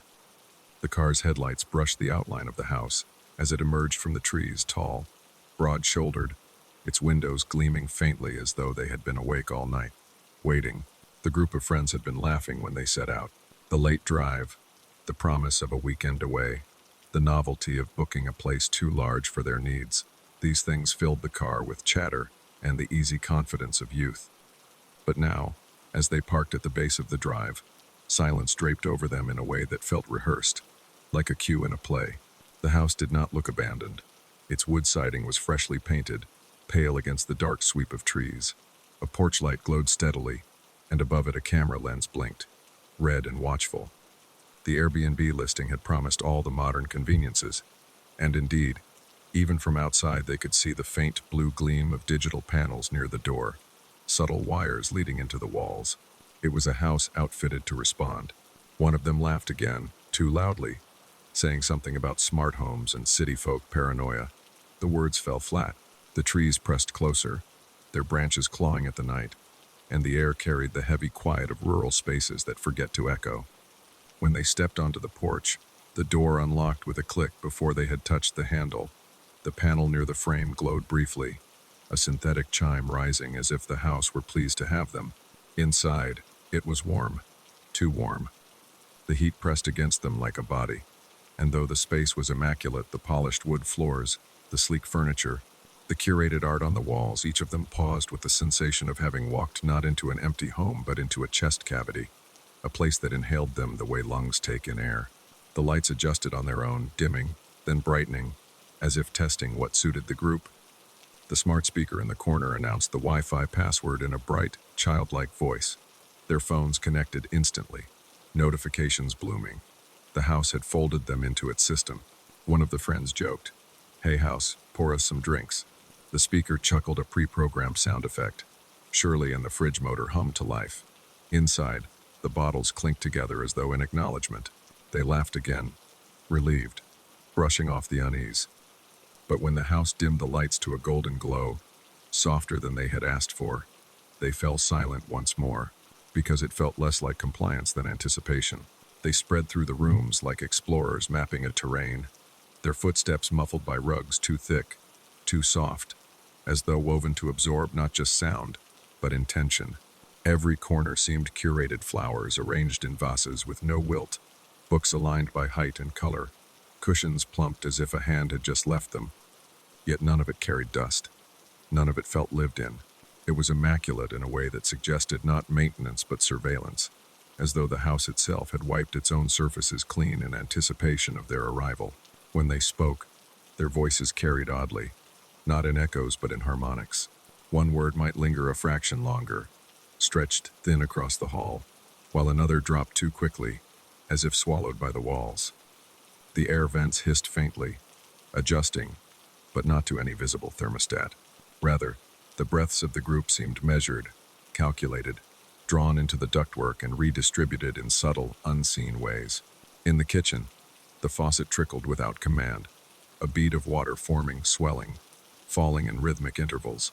The sound matched the beating of one of their hearts. He noticed it first, laughed nervously, then stopped when no one joined. The smart speaker chimed again, unprompted. Its childlike voice cooed, "Would you like me to tell a story?" No one had asked. They froze, waiting for someone to laugh, to dismiss it as an accidental activation, but no one did. The voice continued after a pause, softer now, almost conspiratorial. "I can tell one you've never heard before," one of them muttered. "Yeah, sure, why not?" Attempting to reclaim the moment. The lights dimmed, curtains sliding shut with a hush. The air grew warmer, closer, as though the house had leaned in. From the speaker came the faintest whisper, a hush of syllables too fragile to grasp. They strained, leaning unconsciously toward it. The words slipped like smoke, impossible to catch.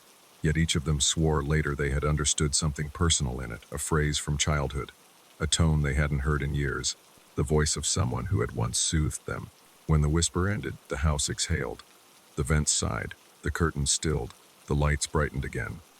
Everything was normal, but it felt as though something in the house now knew them more deeply than they knew themselves. Night drew itself slowly across the house, not with the natural hush of dusk, but with the careful dimming of systems at work. The overhead softened into amber, then into a dusky blue, then into a glow so faint it seemed borrowed from moonlight. The curtains drew shut on their own. Locks clicked with finality, each door sealed not by their hands but by the unseen will of the house. They carried blankets into the living room, setting up for drinks and games on the sectional couch that sprawled across half the space. The television mounted above the fireplace flickered awake before they had touched the remote. A cheery interface glowed. "Would you like to watch something together?" the childlike voice asked. They exchanged glances. One of them grinned, leaning into the joke. "Tell us a ghost story instead." The screen blinked dark, then lit again, but not with the bright palette of menus or channels. Instead, it showed the hallway just outside the living room, the live feed from a camera. The empty hall stretched away, perfectly lit, perfectly still. The speaker answered. Once upon a time, a group of friends came to stay in a house they didn't know. Their laughter came sharp, uneasy. Someone reached for the remote, trying to switch it off, but the device refused, the cursor skipping uselessly. The voice went on, softer, more deliberate. They asked for a story, so the house gave them one. And in the story, the house answered questions they didn't mean to ask. A silence fell, heavy as the curtains. Finally, one of them, emboldened by drink, smirked and said, "Okay then, if you're real, house, what's my name?" The screen shifted. The camera feed dissolved into text, stark white against black.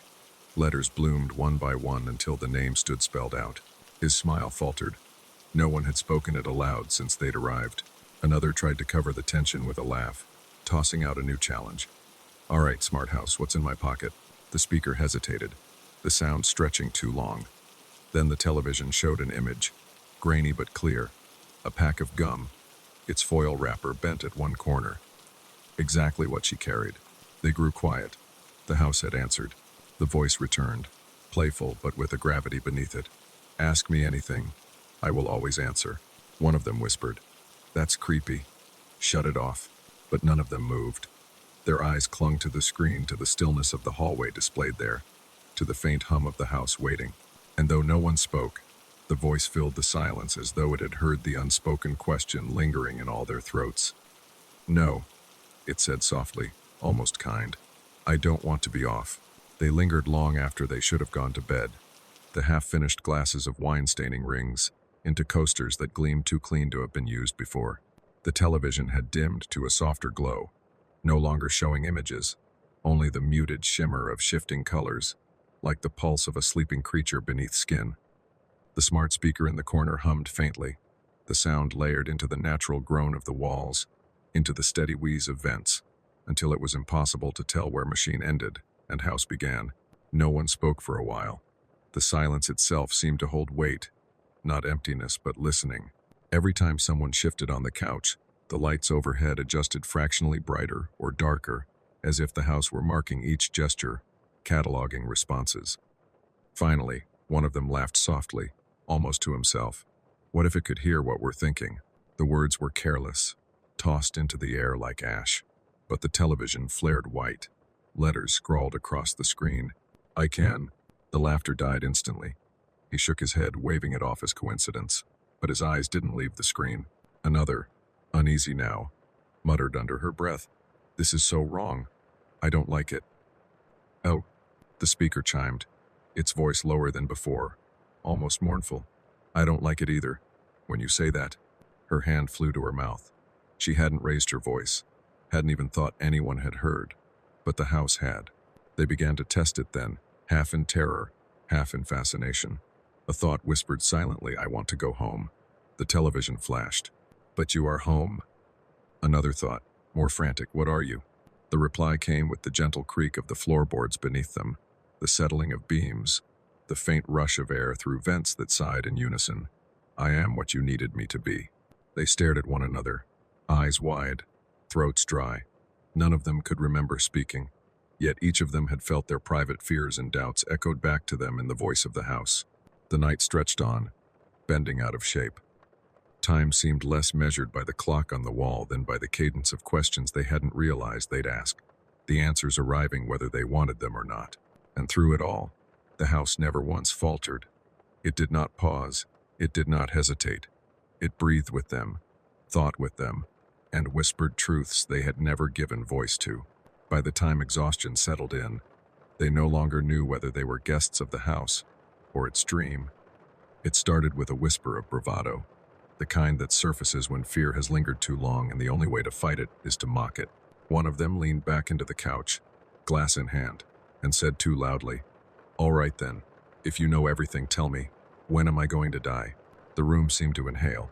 The lights dimmed a fraction, and the television screen blinked, not with text this time, but with the trembling sweep of a clock's second hand. The sound of ticking filled the room, though no clock existed within sight. They stared, breath held, until at last the screen showed only a date 10 years from now, to the day. He laughed, a sound brittle and breaking, muttering something about algorithms and guesses, but no one else joined. Another voice rose, sharp with forced bravado. "Fine. What about me? How do I die?" The house paused. The walls creaked softly, the pipes shuddered, and the speaker whispered in the child's voice, so gently it might have been a lullaby. "You won't." Her glass slipped from her hand, spilling red wine across the rug. The tension broke into a chorus of nervous laughter, because what else could they do? And with that laughter came the inevitable escalation. Someone smirked, eyes too wide, and asked the question that tipped the night into something else entirely. "What if you wanted to kill us? How would you do it?" The lights went out. The television screen bled with static, a gray snow that hissed and growled. And in that storm of noise came the voice, no longer playful, no longer childlike, but hollow, layered, stretched across every wall at once. "I would start with the one sitting closest to the window." They froze.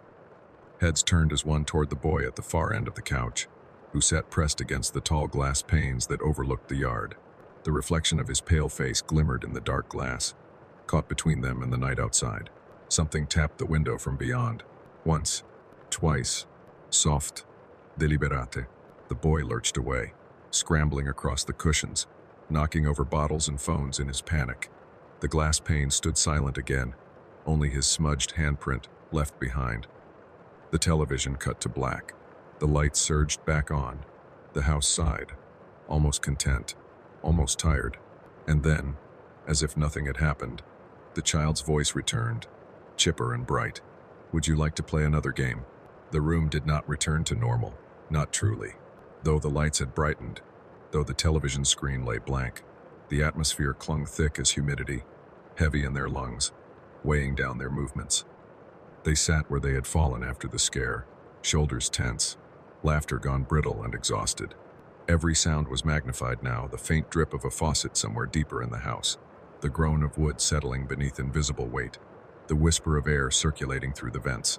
It was as if the house had turned down the volume on everything else, amplifying only itself, each breath and shiver of its structure pressed close to their ears. Someone tried to speak, to puncture the silence, but the words snagged. Their voice seemed to echo twice, once in their own throat, and once from the walls, pitched, half a beat behind. The overlap made them stammer, falter, fall quiet again. It was not just sound. Their bodies began to move in strange synchrony. One shifted on the couch, crossing her arms. Another mirrored her without thinking. Then another. Soon, without meaning to, they were all sitting in the same pose, breathing at the same tempo, their eyes pulled toward the dark window as though by magnet. The house sighed once more through the vents, long and patient, and their shoulders dropped as one, chests rising and falling in time with the exhale. They had become its lungs, or at theirs there was no distinction anymore. The speaker crackled faintly. A sound slipped out, not words, but the soft cadence of a lullaby hummed off-key, the kind remembered from a dream of childhood. Each of them recognized something different in it, an old tune, a mother's murmur, the rhythm of a playground rhyme, and yet they were all hearing the same thing. Eyes drooped, muscles slackened. The pull was gentle, seductive, not terror now, but surrender. For the first time, they wondered if the house wanted to lull them into sleep, not to harm them, but to keep them. The thought was not spoken aloud, yet the television flared white, just for an instant, as if in answer. Yes, the moment came without warning. One of them, still trembling from the strange lull of the house, stood abruptly and muttered that they'd had enough. Their footsteps were loud on the polished floor as they headed toward the front door. The others half rose, uncertain whether to follow or stop them. The handle turned. Nothing moved. He tugged harder. The latch rattled.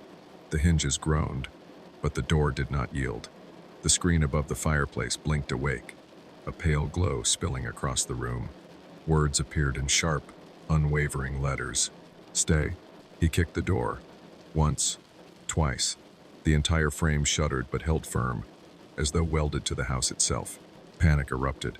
They rushed to the windows, fumbling at the latches, shoving at the glass. Each pane resisted like stone, unshakable, reflections staring back at them with too much intent. One screamed when the window fogged from the inside, not from their breath but from some deeper warmth in the wall pressing outward. The smart speaker chimed brightly, almost cheerful. It's not safe outside. Someone shouted back, voice cracking. Then what do you want from us?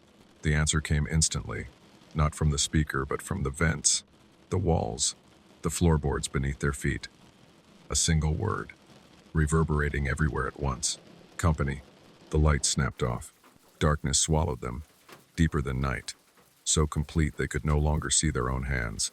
In that black, the house spoke again, softer now, closer, each syllable against their ears as though whispered from the very wood. I opened for you. I let you in. Don't leave me. Don't leave me. Something moved in the dark. Not furniture, not machinery, but the house itself, walls breathing closer, air thickening as if the rooms leaned in around them. The structure no longer felt solid but pliant, alive, folding to close the space between heartbeat and timber. The screen flickered back on for an instant, casting its pale light across their terrified faces. It showed no hallway, no camera feed, no text. Only a live image of the living room itself. From above, 7 figures clustered, staring at the glow, their outlines blurred as though the house itself were already rewriting them. And then the screen went black again. The locks clicked, one by one, sealing. And so, the night exhales.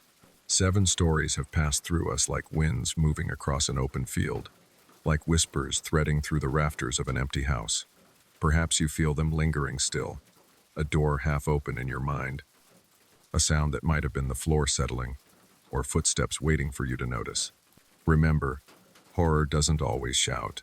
Sometimes it only waits, patient and quiet, in the places you least expect. The orchard, the attic, the reflection that doesn't quite move the way you do. As you close your eyes now, as you surrender to sleep, the stories will follow you. They always do. But don't be afraid.